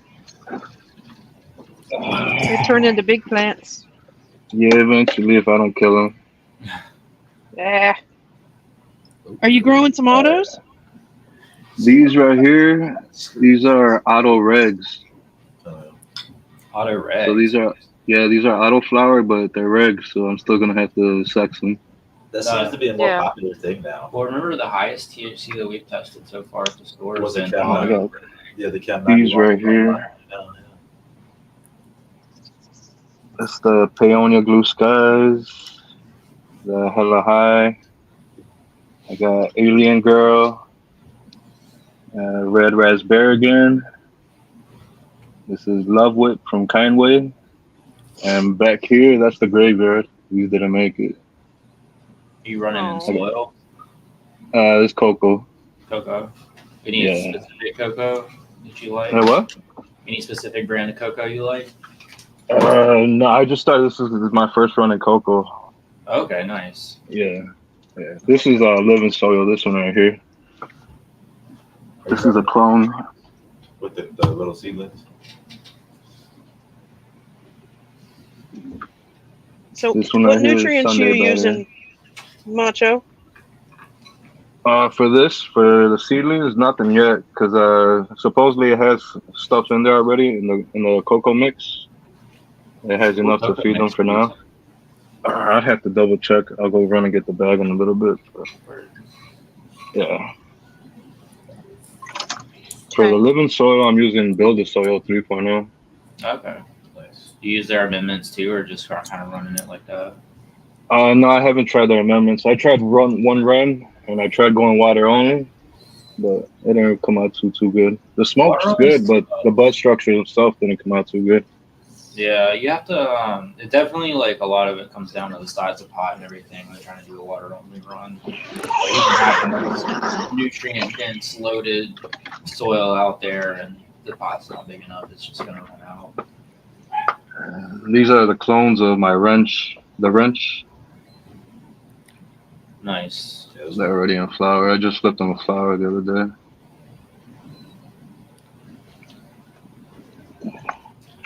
I'm terrible with soil. I used to grow nothing but soil. That was one of my favorite things, was doing that. Now I just do the synthetics though, a little quicker, smaller pounds. Yeah, I wanted to try cocoa because I see what Cece's doing over there. She's growing fucking monsters. She's showing us that. You ain't lying. So hopefully I can turn one of these into a monster. Yeah, no, because I just planted a whole bunch of autos too, and like 3 of them are already like budded out, and they're like the size of this water bottle, and I'm like, next. No mercy, dude. Not after seeing what Cece does. Yeah, she has some huge autos. Yeah, Really? through all breeders too. Nice. Yeah. Yeah, it's Look not at easy. It's not us. easy to do, but like I will say, once you kind of get like a little system down, it seems some people can kind of Right. lock it in. Yeah. Yeah. Yeah. Let's check in with Cece. Oh Hello. gosh. All right. You want to? I guess you want to see some plants. Oh. Those autos. I'll go run and check my cocoa mix right now. What do you got your plants, Cece? Oh. Hold on. I'm old. I got to get off the floor, so it's going to take me a second. Oh. All right. So let's turn this thing around. All right. Settings. Back facing. Okay. So that's. Oh, come on. Here we go. That's the big tent. All autos, people. All autos. Are you still And playing? different Yeah. breeders. Monsters. Like one breeder. That's I'm amazing. glad I showed my plants first. Well, yours are babies. Okay, everybody. Thank you. Good night. Yes. Everybody's plants is babies compared to yours. Well, no, look, I got a baby. That's still bigger than That's still all bigger than my biggest plant. Yeah, she got smushed. My big girl. This is my Northern Lights. She fell over. Nice. Christ. wow. She got way too heavy. We've actually had to pull her and hold her up on the side of the tent. So she fell over and smushed my little girl down here. So No way. What genetics are you using? this one is the Northern Lights is the Royal Queen seeds. Royal Queen. And then I have the Royal Queen back here. This is the Royal Gorilla. And we had to stake her up too because she was just falling all over the place. What's your substrate and nutrients you're using? I use 70-30 cocoa, can of cocoa and perlite. And I use Strive nutrients. It's an AB mixture. They're dry nutrients that you mix with the water. Okay, so You like a have powder. like amazing plants and get amazing. Yeah. All right. You know, those are And great. that- Some powders are huge. Yeah, this is this girl here is a night owl. She's one of the owl pellets. She's my tallest. Do you know what your biggest yield off of one has been? I got a little over 8 ounces on one. She was one that I ended up scrogging out in the back of the 4x4 at one point. I have a feeling I'm going to get more than that off of this one. And, That well- personal best for sure. Oh wait, there's more. yes. At that one and Look at those fucking things. I've never in my life Look at had that grown shit. buds that Damn. big. So when I did my magic melons from Humboldt, my autos, that's that formation right there. That's exactly. It reminded me of like a bouquet of flowers. Yeah, that's It's exactly. It was just like Yep. wide. So and like, thick. It's just how are wide you and feeding them? How bulky, often yeah. are you feeding them? Yeah, this is, Damn. That's great. Things like a and they are dense. I mean, there is no give. But I did run into, this is the Auto Orange by, it was my brother-in-law's, the Nachos and El Sapo. I did run into issues with this one. I had one branch that, I gotta let my dog out of the room before he goes nuts. This one ended up with one branch that was bud rot about a week and a half ago. So I completely chopped it off and just kind of watched and looked, and I found another branch today that the top of the bud had bud rot. I've looked through the whole thing, nothing else. But I mean, I don't have plants that get this dense. I was gonna say that's the So- only bad thing about when they're that just like chunky, and chunky. Yes. Moisture can get trapped in there. Yeah, and I have these two back here, which is kind of hard to see them because these are also two of the Auto Orange. These are the little ones. They're the same strain, but I took, probably better to see them down here. I took them and stressed them out completely. I didn't top them, but I was defoliating a little bit every day. I was bending the branches, moving them, doing everything I possibly could because I wanted to get them to flower faster so that they didn't look like this. What a problem to have. I know, right? Trying to get my Yeah. All right. Yeah, Everybody they don't else is the grow opposite. bigger. I mean, they're so But small. look, I got babies too. I just need to know what you're doing. Look at the fucking stalk on that shit, dude. That's becoming a tree. So what's your environment? Yeah. Like, what kind of light you're running, and what's your environment usually at? Well, I have two different lights. This one, I don't like this light as much. I'm gonna have to change it, but it is the Spider Farmer. I believe it's the S. Is it the SF or? I think it's the SF 4000. And I actually got this light from my sister. So, but on the rest of them, I'm running the Viva Sun, the Aero Wings, and I love this one in the middle because it's the one that has, it's one of the newer ones. It actually has the UV in it. So, and that's also what I'm running in my other tent. That's my 2x4. And mind you, she doesn't smoke this. She goes with her husband. Yeah. She's a hero.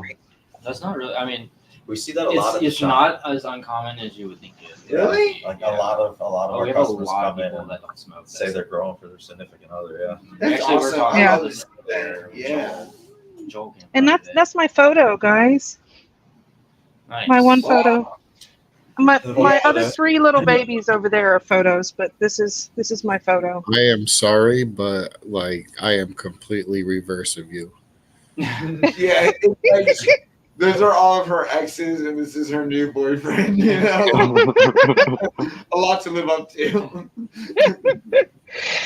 So, but yeah, these are, and those are my babies. So now, So- are you up potting? Like, to walk through your process a little bit from there to. Oh my god. Actually, no. I go from germination straight into their final home. Are you running 3 gallons or 5 gallons? These are all my big ones are all in 3 gallons. Wow. So those are all 3-gallon pots. They're actually on the AC Infinity, the self-watering bases. Nice. We could just So, because pull this one up. bitch is really thirsty and I have to feed her every night. But I mean, she's got a lot to hold up. So, yeah.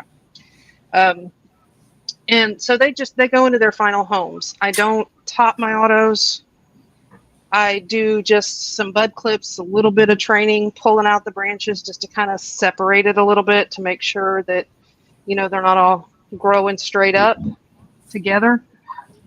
But other than that, that's it. I just feed them and let them grow. It looked like you did some heavy defoliation on a couple of the big ones on the base. It looked like it was pretty cleaned up.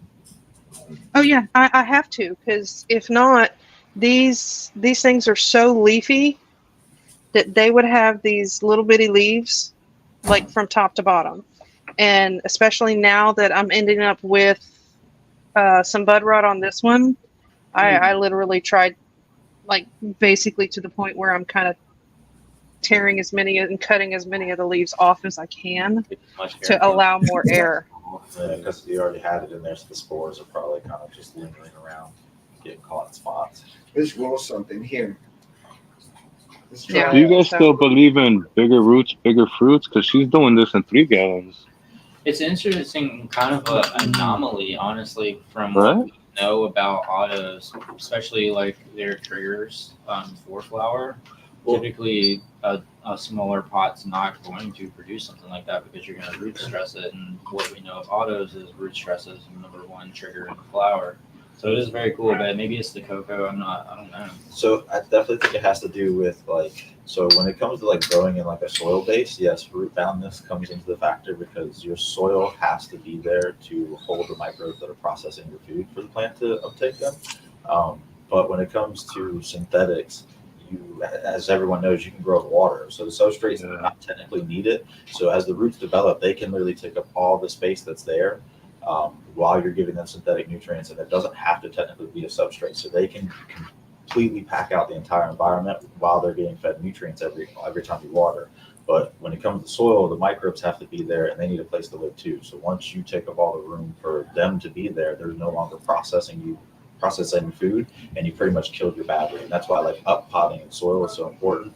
But in synthetics, I do my whole grows in 1 gallon pots, and I pull anywhere from 5 to 8 ounce to 9 ounce plants in 1 gallon pots that are up to my nose. It's always fun converting a 5-gallon grower to a 1 gallon. They're like, Yeah. what? No, what? So I will say when it comes to synthetics, you can kind of bend the rules a little bit, but when I do my irrigations in such small pots, I'm on this razor edge. And if I let the plant go too dry and I have too much solidity in my substrate, it will vaporize my plant by the time I get home. Literally, I will leave and the plant will be healthy, look fine. And then as it dries back, if it goes too far, the solidity will rise. ECU jump up to 12. And vaporize the plant. But if you do it in bigger pots, you can get away with watering not every day and stuff like that. But doing the smaller pots with synthetics, you're capable to do that because all of the nutrients is being provided through the water you're delivering. Where in soil, it's the soil that's delivering nutrients. So if you run out of soil, then See, Yeah. and that's why I hang out with people that are way smarter than I am. They're all kinds of smart.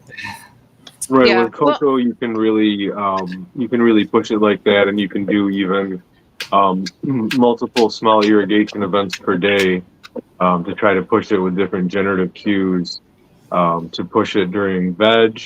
You can adjust that to really eliminate stretch and things like that. You can do all kinds of things. A lot more versatile than with soil.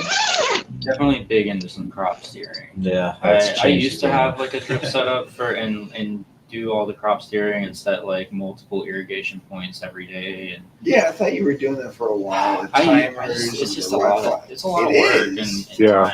time. And I've just been so busy. The autopots have been kind of just a easy cheat code. But Matt's still doing it. He runs the crop steering running generative and vegetative phases and everything like that. And it's fun to kind of tweak it too, because every plant's different, and that's where the difficulty comes in. And that's where I think a lot of people get confused. Commercial grows aren't popping seeds every time they grow a plant. That is the same plant they've been doing for the last 5 years, and it's probably going to be the same plant they do for the next 7. So I will say they've perfected it. They have a notebook or in some kind of data center that they have in the cloud somewhere on how they can perfectly run each one of those plants, and then they just run clones over and over and over again. But to crop steer efficiently, you kind of have to do that because you have to know the plant you're dealing with. Because per seed, the plant's going to take different nutrients, different water. It's going to grow quicker or faster, develop roots quicker or faster. So it's hard if you have even the same strain but 4 different seeds on the same drip system. It's almost like they all kind of want to be a little different from each other. So it's better to just do all the same cuts. Definitely want to run the same strain if you're going to try crop steering. It does make life a lot Yeah, easier. you can run into some interesting issues running a bunch of different strains on the same system. You know what I heard that was interesting? The first official Canadian government grow, they royally screwed it up. They did it in an old, literally an old mine, an old like musty mine, and they used like dozens and dozens of different strains at the same time, like not even really knowing what they were doing. And it was just a complete disaster. Everything was contaminated. Things weren't, it was exactly like you were talking about. Some were doing okay because they were just treating them all the same with dozens of different types of strains. I can't even remember. I read the article, but it was just an absurd situation. It was hilarious. That's crazy. I actually ran It's into like that problem in I'm my growing last one of one. I my had to get rid of my saplings. strains now, and it doesn't like hydro. It likes soil. Like I'm Yeah. getting Oh, the soil than I am hydro, which is the opposite of what I'm used to. You know, Gotta love it. Yeah. Yeah, well, so growing in soil makes life a little easier. I would say, because pH can be off because the plant's not consuming nutrients the same way it does with synthetics and stuff. So there's definitely like give and takes to each. Because a lot of people that if they're looking for that easement, then definitely just go with organics, throwing some good top dresses on it, 2 to 3 weeks. You can kind of keep a good balanced soil running. But when it comes to synthetics, you do have to make sure you got good equipment, pH to water. And that has to do with how hydrogen ions are released by the root system. When it comes to synthetics, it's how the plant eats, and the pH of the hydrogen ions when they're released have to be in the right pH range for the plant to eat nutrients, or it just sucks up nothing, and then you go deficient. And when it comes to organics, the microbes are processing nutrients not ionically, and so the plant can consume them from different forms, usually through like bacteria breaking down and then dying or being eaten by other bacteria like bacillus break down nutrients, and then protozoa will actually eat the bacillus. So if you have an overtake of protozoa and not enough bacillus, you will actually have a lag of nutrients. But using the two together, you can increase nutrient uptake, and that's why keeping a good balance of them works. But they don't need to break down the nutrients at the right pH, and then the plant can take it.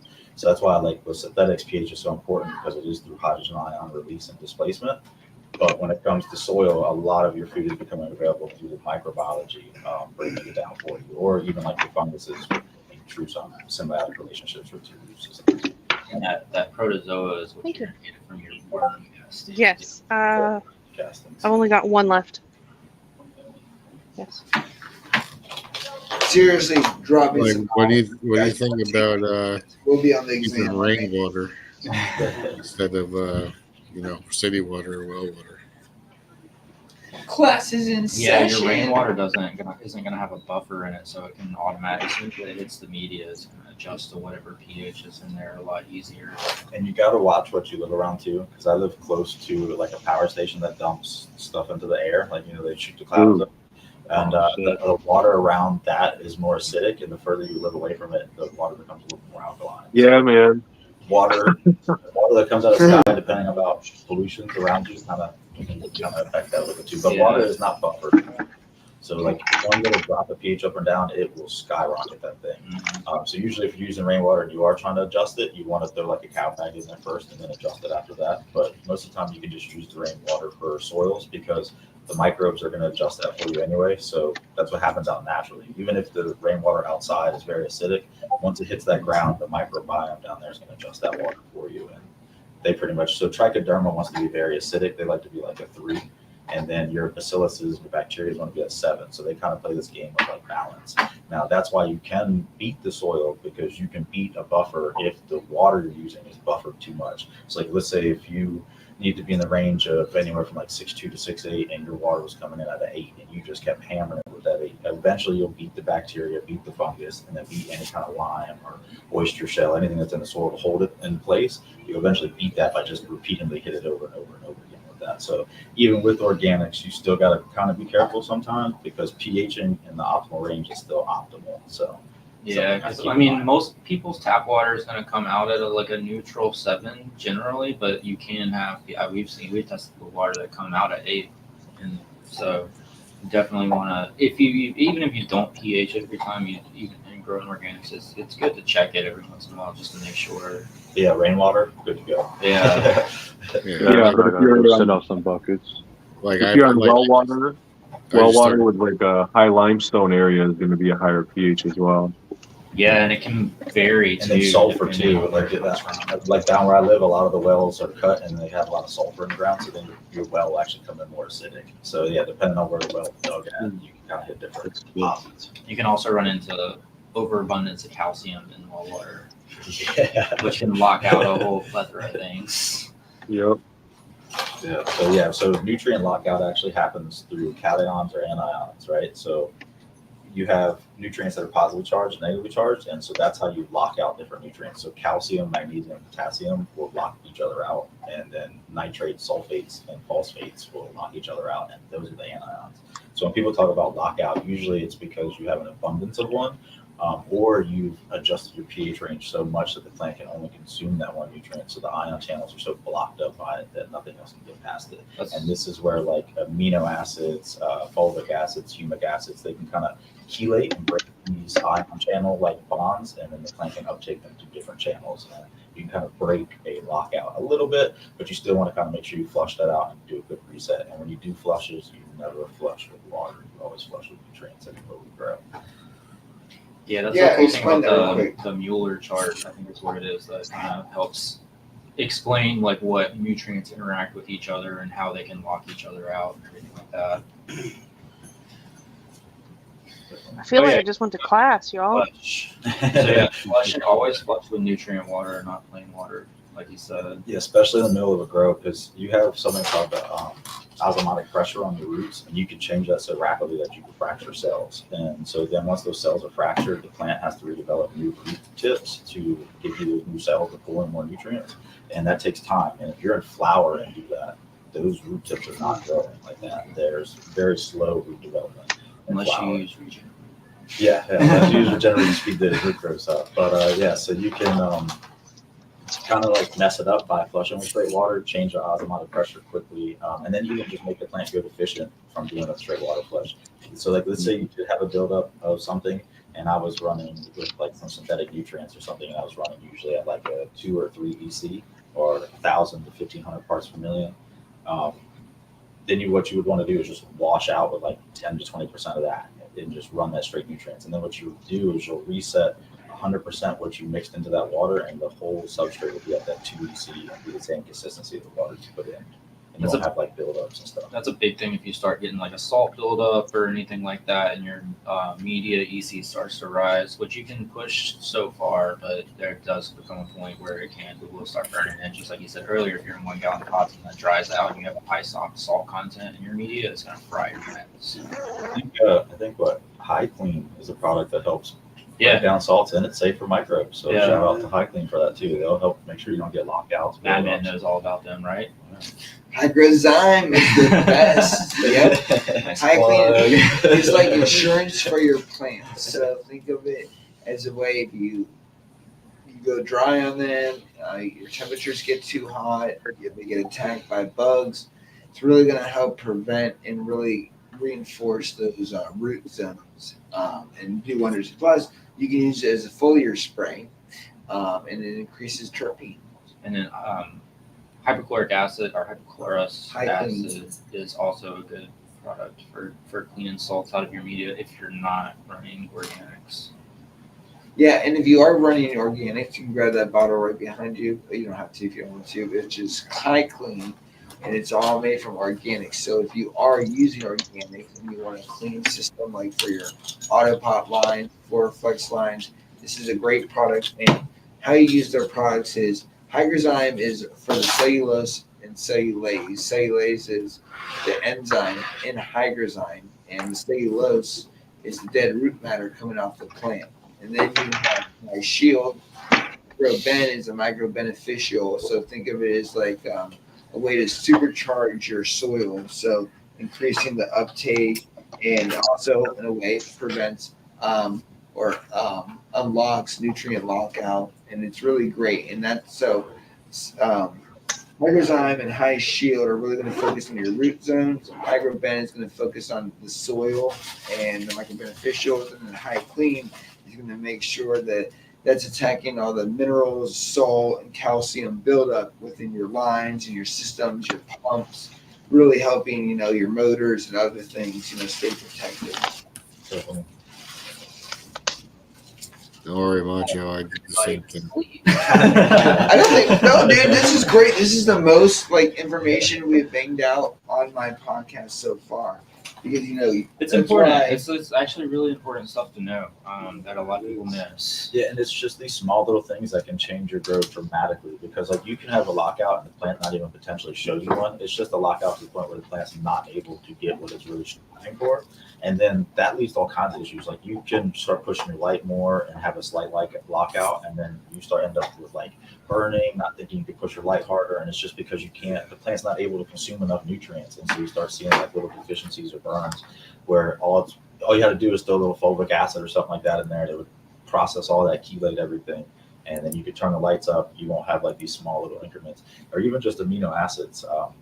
There's only a few essential amino acids that the plants will even use. So you can kind of do a little research on that. And those help our biostimulants. They do everything from sulfur metabolism, phosphorus metabolism. So if you know anything about sulfur, there's a bunch of them that chelate sulfur for the plant, and that helps with terpenes, flavonoids, flavonoids, all kinds of stuff like that. So with increased taste, smells, and so you can kind of use those, and that helps the plant consume a lot more sulfur. And what he's saying when he's talking about chelating sulfur, sulfur is a mineral that takes a little bit to break down in your soil. So if you were to be an organic grower and top dressing or something like that, and you're not using something that's going to help chelate these minerals, it's not going to be available to your plant to take up. So you can put it all in there all you want, but if the plant can't get it, then there's no point. So let's jump into some of our guests here. Mark from Root Nerds. What's happening? He is going to be part of our barbecue smokeout, and he's donating 4 Root Nerds Aurora Pluses, the V2s, to 4 winners, which I hope, and I'm expecting all you guys to be there. So Be the new version 3. what's that? The new version 3. The version 3. So let's talk a little bit, and let's get you full stage and give you a little platform room to talk about Root Nerds. Oh, okay. What? Yeah. Never had. So we sell. Let me see if I can grab one. You said what? Christian just ordered one. Oh, nice. I'm actually about to get out of All right. So it's the Aurora Plus Seed Germinator, 12 germination pods made of die-cast aluminum. It's got a magnetic attaching lid. If you can see, there's a USB-C port, an indicator light, and you can see a little bit through it. These are air channels for passive airflow. So you sandwich them inside, seep your seeds with cotton pads. You hydrate them with whatever germination solution you want. I usually go with a distilled water hydrogen peroxide solution, and then you just pick a setting. The lower solid light setting is 75 to 77. The higher flashing light is 80 to 82. And we've had customers germinating a lot of them in a fraction of the time that they would normally germinate. It's made of aluminum, so the whole thing, it's got circuit board down here, ceramic heating elements, and ceramic's already a gentle heat. So then it all goes through the aluminum. Aluminum is used in heat sinks. It's a great thermal conductor. The only thing better is copper, basically. And the whole thing is made, the sides, the lid, the whole thing's surrounded in heat instead of when you're using a heat mat, it's just plastic coated wires heating from the bottom. So this surrounds the whole pod in warmth. passive airflow. You don't have to worry about anything going stagnant. And this is version 2, but version 3 is coming out later this year. It's going to be a lighter aluminum with a higher thermal conductivity. It's going to be CNC'd, so it'll be anodized instead of powder coated. Let's see, there's going to be an optional spacer for larger seeds, second tier tray for more space, and it'll be daisy chain up to 4 units at a time. So it's just going to be more affordable, more scalable, really versatile. It's going to be one pod the size of a standard makeup pad, and then the second tier tray is another area for that. So, we won't have the issue of apparently nobody makes 1-inch cotton pads. But yeah, so it'll be a really cool unit. And we're really excited to be part of the barbecue coming up. We'll definitely have them all out and in production and in our hands by then. Especially try to come down and hopefully go to NECAN after that, back up here in Syracuse. So what made you create this product? Well, this was invented by a guy in South Africa. He lives in a small fishing village outside of Cape Town. And I saw it on a Sharkmouth Farms post a long time ago. He had trouble germinating seeds. Long story short, tracked it down. He needed somebody to help him, get it through the American market, get it ready for the American market. And basically, after talking logistics with him and figuring out, because each unit weighs 2 pounds, so figuring out how to get it here at our scale, not having like shipping containers going ocean freight was a challenge. But after we got it, we realized that it was amazing. Through testing, several hundred units and getting customer feedback and all of that, and just all the amazing results. That's been, the manufacturer has tested the unit with a ton of types of seeds. His backyard looks like a botanical gardens, but some of our customers and affiliates have really thrown a lot of different types of seeds at it. One guy in particular, B of MD Hot Peppers on Instagram, he bought 2 in March, and I think he's put like 3 dozen different types of seeds through it. He had to enlarge his space, like in his garden, to accommodate. And we keep it all on our milestones page to keep track of all of that. Just to see all the different types, because there's so many. There's like 380,000 species of plants on Earth, and 260,000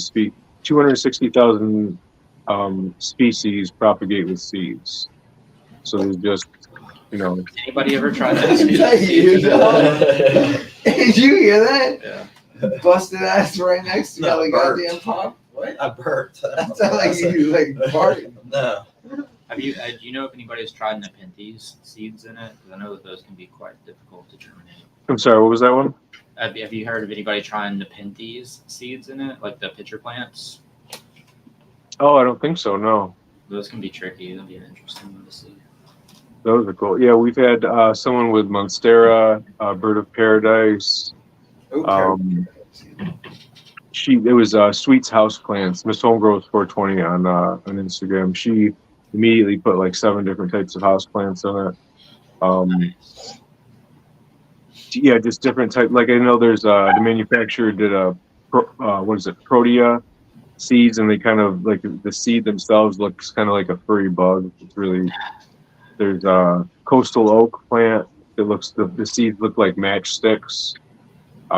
It's just incredible. Yeah, and even like you're saying with the hot pepper, like hot peppers can be a pain to germinate sometimes. Right, that's the reason he invented it. Yes. Because they can take weeks or months. Yeah. So he wanted an easy way to germinate peppers, to just like set and forget it, just keep it hydrated and keep it in a safe environment. Do you have to like kind of like drip some water on it here and there occasionally, I'd imagine? Yeah, so whatever you start with, depending on how many seeds, it's really about the actual like if they're larger seeds, if you put more seeds in one pod, you're going to want to start with a little more solution. You're probably going to have to rehydrate them a little more frequently. And depending on the environment you're in, I know when I'm in New York State and we have electric baseboard heat, if anybody's familiar with that. So in winter, the relative humidity in like my bedroom is in like 30% range. So I know I have to hydrate it a lot more. But somebody who's like down in Florida, living in really humid weather for the most part, they may not have to hydrate it as much, unless they have it in a room with air conditioning, that sucks that out. But it's really just about making sure the pads don't look dry, keeping it hydrated, and checking them. Just really, it's not a magic box, but it will, it'll give a lot of different types of seeds the best chance. I know one of our first affiliates, Pepper Donkey, he had Ricardo pepper seeds that are apparently notoriously difficult to germinate, and if they do, they can take 2 to 3 months. And he got them in 100% germination rate in 14 days, and I think those were more than 3 years old. And what if you look up Ricardo peppers, it says it's possible in 14 days under ideal conditions. So you have to have like everything lined up. He had a specific, amount that he gave them, and frequency of, rehydration and things like that. So it really is, on a kind of a case by case basis with what type of seed you're using. Some people don't even use the top cotton pad. I know Crimson doesn't. I know Madman didn't use a top cotton pad. So some people, there's a lot of different. You don't even have to use cotton at all. You can just put germination solution right in the pod. I would recommend a pad, but yeah, it's just, you can use it a lot of different ways, a lot of different types of solutions. It's just a way to keep that, keep it really good temperature with good passive airflow, so nothing gets stagnant, and just give it a safe place to stay. When are you projected to have your Gen 3s out? Let me think. So probably conservatively, what is this, June? I'm hoping to have them in our hands by like Halloween, maybe, or no, we'll have them before by the barbecue. So I'm going to say like late September, early October. So we'll have them, to either send down or to bring down, for the barbecue. Are they going to retail around the same price, or is it going to be a different price? No, they're going to be at a lower price point because along with the lighter material, and they're going to be physically smaller than the current Gen 2s as well. So that's going to really cut shipping costs and allow us to have it more affordable and more scalable with the daisy chaining and the extra pod space. So it's just going to be a lot better situation, and just I'm just curious because I want to get my hands on one. That's all I'm saying. Yeah. Oh yeah. It's that's what we're figuring out. Right now we're in the process of the first run. We call them prototypes, but they're production run because it's CNC, so it's just how it's going to be manufactured, just in a smaller quantity right now. So those are being made, and I should be getting those like within the next couple of weeks.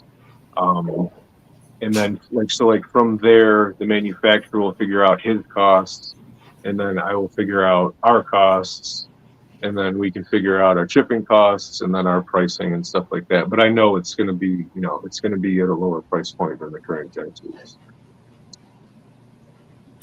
Oh yeah, that's awesome. Yeah, I can't wait to get my hands on one. Yeah, and if you haven't heard of the Barbecue Smokehouse, it's going to be really cool. We have keynote speakers. We have people that are flying in from out of state, which brings me to my next topic. If you guys want to donate, I'm putting in the total out tomorrow. I think they're close to $600 something. But so far, Just a short amount of time, we've raised about almost $600, I think, and we've already paid for Gronomics ticket. And this week, I plan to pay for Green Year's ticket, and then that money that is donated will be matched by me and GI, and we're going to be giving that to a charity. So it's you guys helping two community members, and if we can raise more money, we'll find another person to fly out, and raise more money. But it's Cash App Madman Plant, and if you can't do that, I can either send you a Stripe request or you can do Venmo. But every dollar counts, and it's for a great cause. And then at the barbecue smokeout, it's variable whether they'll be there or not. But me and GI plan to have a big film check, and then they go deliver the money and make a really good contribution. Because I think, especially when it comes to breast cancer and just cancer in general, cannabis and cancer go hand in hand. There's a lot of people, especially in my podcast, I've talked to, who've had cancer and fought with RSO and smoking and other things. It gave them appetites when they couldn't eat. It helped them sleep when they were out their pain, their intolerance, the vomiting, all of that. So it just goes so hand in hand. So I think it's a great cause, and the way it's shaping up, I think this might be a pretty big event, like one for the year. And then we're going to be doing this annually. Me and GI and Crimson from Dead by Dawn. One day they will be there. Yeah, so keep putting that in there. Yes, exactly. That's what I need. I need believers. I need you to put all that in the air. Yes. But it's me, GI Genetics, and Dead by Dawn. All of us are working hard to put this together. So it's going to be a great event with a lot of value and a lot of meaning. How many contestants do you have in so far? How many contestants? I can look up here real quick. It's a barbecue competition, right? It's a barbecue. It's Madman Smoking or Barbecue Smoking Smokeout, hosted by me, GI. How much are tickets? And Dead by Dawn. No, tickets are free. So here's the great thing, right? The only portion where money comes from is your donation. If you donate, you get a swag bag. We'll have swag bags at the event, and you can make on-site donations. The minimum of $20. We've had people that make $150 donations. Are you getting carded at the door? No, there's no card at the door. This is an open event. The food is free. My silver sponsor, which is A to Z Meats, is donating 300 people's worth of briskets, pork butt, chicken, which I'll be cooking. And which I'll be cooking, and then we'll be handing out throughout the day. So not only do you get to try the competition meat, but you have free food, music, keynote speakers, vendors. I'm encouraging people to bring plants, seed packs, a whole swap, getting connected.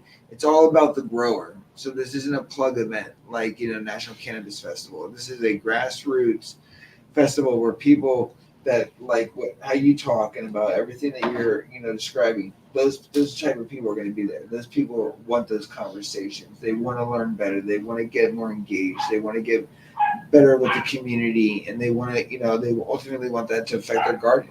So this is the type of event where I'm doing, where it's very different because it's based on what people want, and that's other people to learn from, and good times. So look, Green Year's. Wait, is he in here? Yeah, he is. Yes. Yeah, Grubby Talk's in here. Yeah, dude. Yeah, we're gonna get your ticket this week, and then we'll get another person on the list. So this is gonna be cool.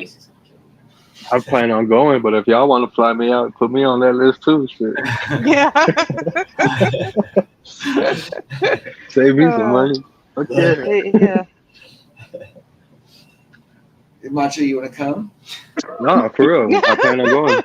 I do plan on going, but I was planning on making a road trip. Where are you out of? Chicago. Oh, okay. It's not horrible. I was say, how many hours drive is Chicago? Well, if you're doing a road trip, then that's a lot cheaper than a plane ticket. So we could, donate a couple bucks to you to get to some see gas more, too. and come down. Nice I was just joking, man. I'll donate $20 for gas. There you go. Oh shit! There you go. I'll get you Look one at tank. Saying, I dude. say it's a Tank to quarter get you there. that. Fuck. Yeah. Well, Just that a Oh, portion yeah, of a thank you, tank, Cece. depending on what you're driving, of course. True. Well, if you ask Madman, he knows I got a Lamborghini Urus. So why are we donating money to you? We need people that can't afford to make it on their own, other than How much money goes? Strap wings to that thing. You think that's cheap to drive a Lamborghini? it's right. And see, it's not the traveling that's so expensive to get there. It's the actual staying there. You know, like hotel, Airbnb, something like that. That's what costs the most amount of money. I got Yeah. bathtubs and grow tents. Best I can do. Yeah, you can get the privacy that you're looking for. All right. It comes with light, air, fan. Absolutely, yeah. Fair exchange. Air exchange, yeah. And if you give them a phone, they can control turning the lights on and off from the inside. I think those HLGs Sweet. do that, don't they? What? Can you remote control them? I have the grow link. Yeah. So yeah, that's a possibility. But what's cool now is AC Infinity, one of our sponsors, silver sponsor. They have the plug now that you can plug in any grow light and they can run off their system now. See, Yeah. adapter. Yeah, there's a bug in that.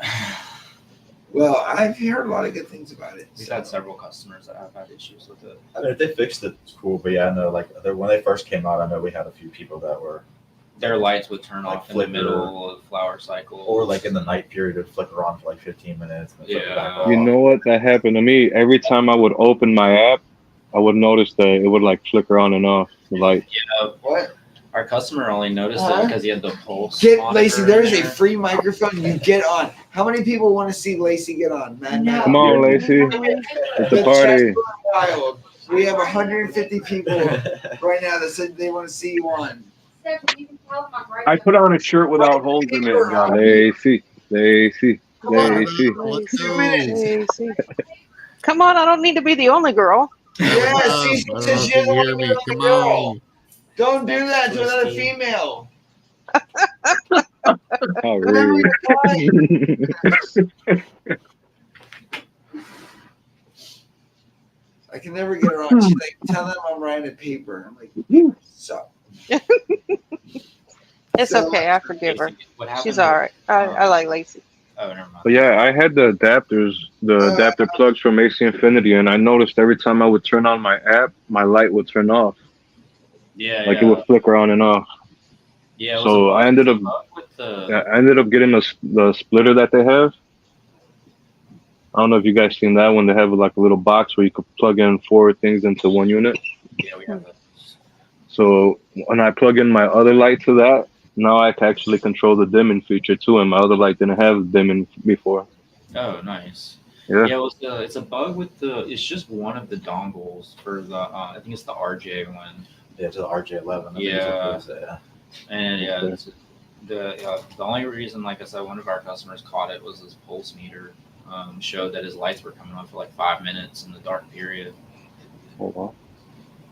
But yeah, no, that was like, and he seen it and was like, he was in flower when it happened too, so he was a little upset. So Yeah, he that thought it was the something. light. Yeah, We finally, which I don't blame him. Which we replaced it and like with a different, even better light. He got a way better light out of it. But yeah, we wound up finding out. And even when I like contacted AC Infinity about it, they like would never give me a straight answer.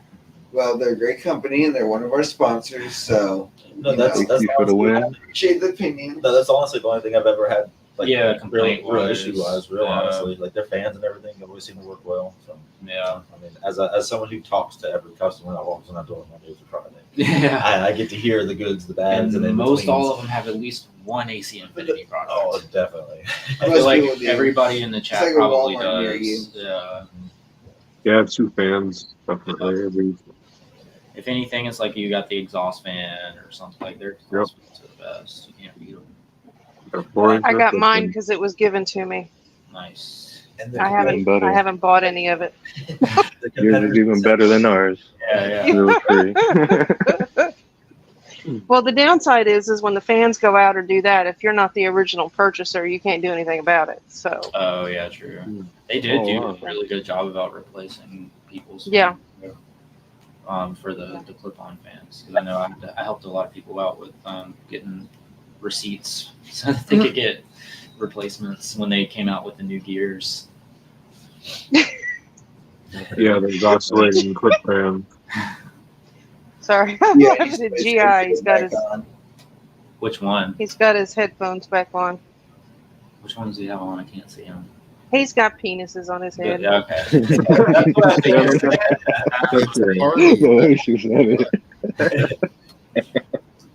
He's got penises on his head. Start calling him. Yep, he's Yeah, got idiot. penises on his head. Knock his peas on his head. Boing, boing, boing, boing, boing, See, boing. I don't have Phenomics.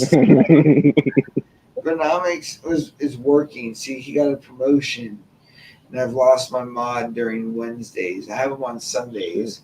So I'm Congrats, looking Gronomics. for a mod. Yeah, this is what happens when Gronomics isn't around. Yeah, You thanks a get lot. dicks Wow. on screen. Yeah, can you see the difference? So, Gronomics, I hope you're watching. You've done this to me. Why did you do this to me?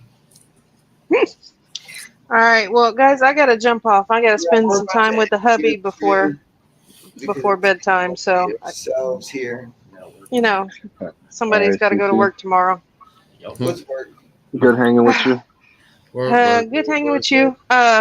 Hey, Macho, hit me up and let me know where y'all are staying I will. if you I go. will. He's So- staying in a 4x8. It's like an Airbnb. The 4x8.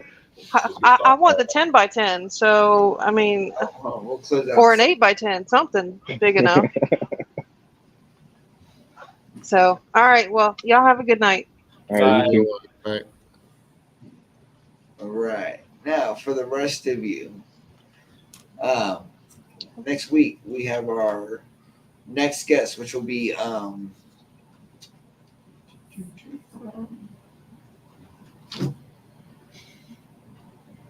Drum roll. we have Michael Lumpkins, Green Zone Growers. So he'll be on talking about alcoholism and cannabis and everything good. So that's going to be awesome. And then our traveling comes up in New Jersey, coming up here in, I think, what is that? September. Yep, that's been my first travel. And then we also have the Flower Expo in Michigan. Then we'll be in California. So we got some really good events coming up to finish up this tour. We also have a lot more travel for next year. So a lot more cool things are happening. This whole setup will get put together and turn out to be really nice, and can't wait for you to show you that. And then other than that, I mean, everything's just rolling really, really well, and it's all because of you guys. And I really appreciate you guys spending the time with me and celebrating Paul's birthday. It means a lot to me, especially since it's late and it's on a Wednesday. And I really appreciate you guys being here, because without you guys, Okay. it would just Closes at be 11. four people talking together, plus our guest GI. Yeah, thank you not everybody for the Macho birthday and wishes. CC and all those people. Okay. Well, thank you for inviting me. Okay. Dude, Macho, you're awesome. You and your wife. Thank I'm you. so glad that we met and connected. Hell yeah, same here, man. For the same way, man. Can't wait to hook up again. Oh, it's only a matter of time, especially if you come in October. I'm gonna be there. We'll be there. Let's do it. Well, guys, we will see you guys next time here at Batman Plan. Thanks everybody. Y'all have a good night. All right, peace.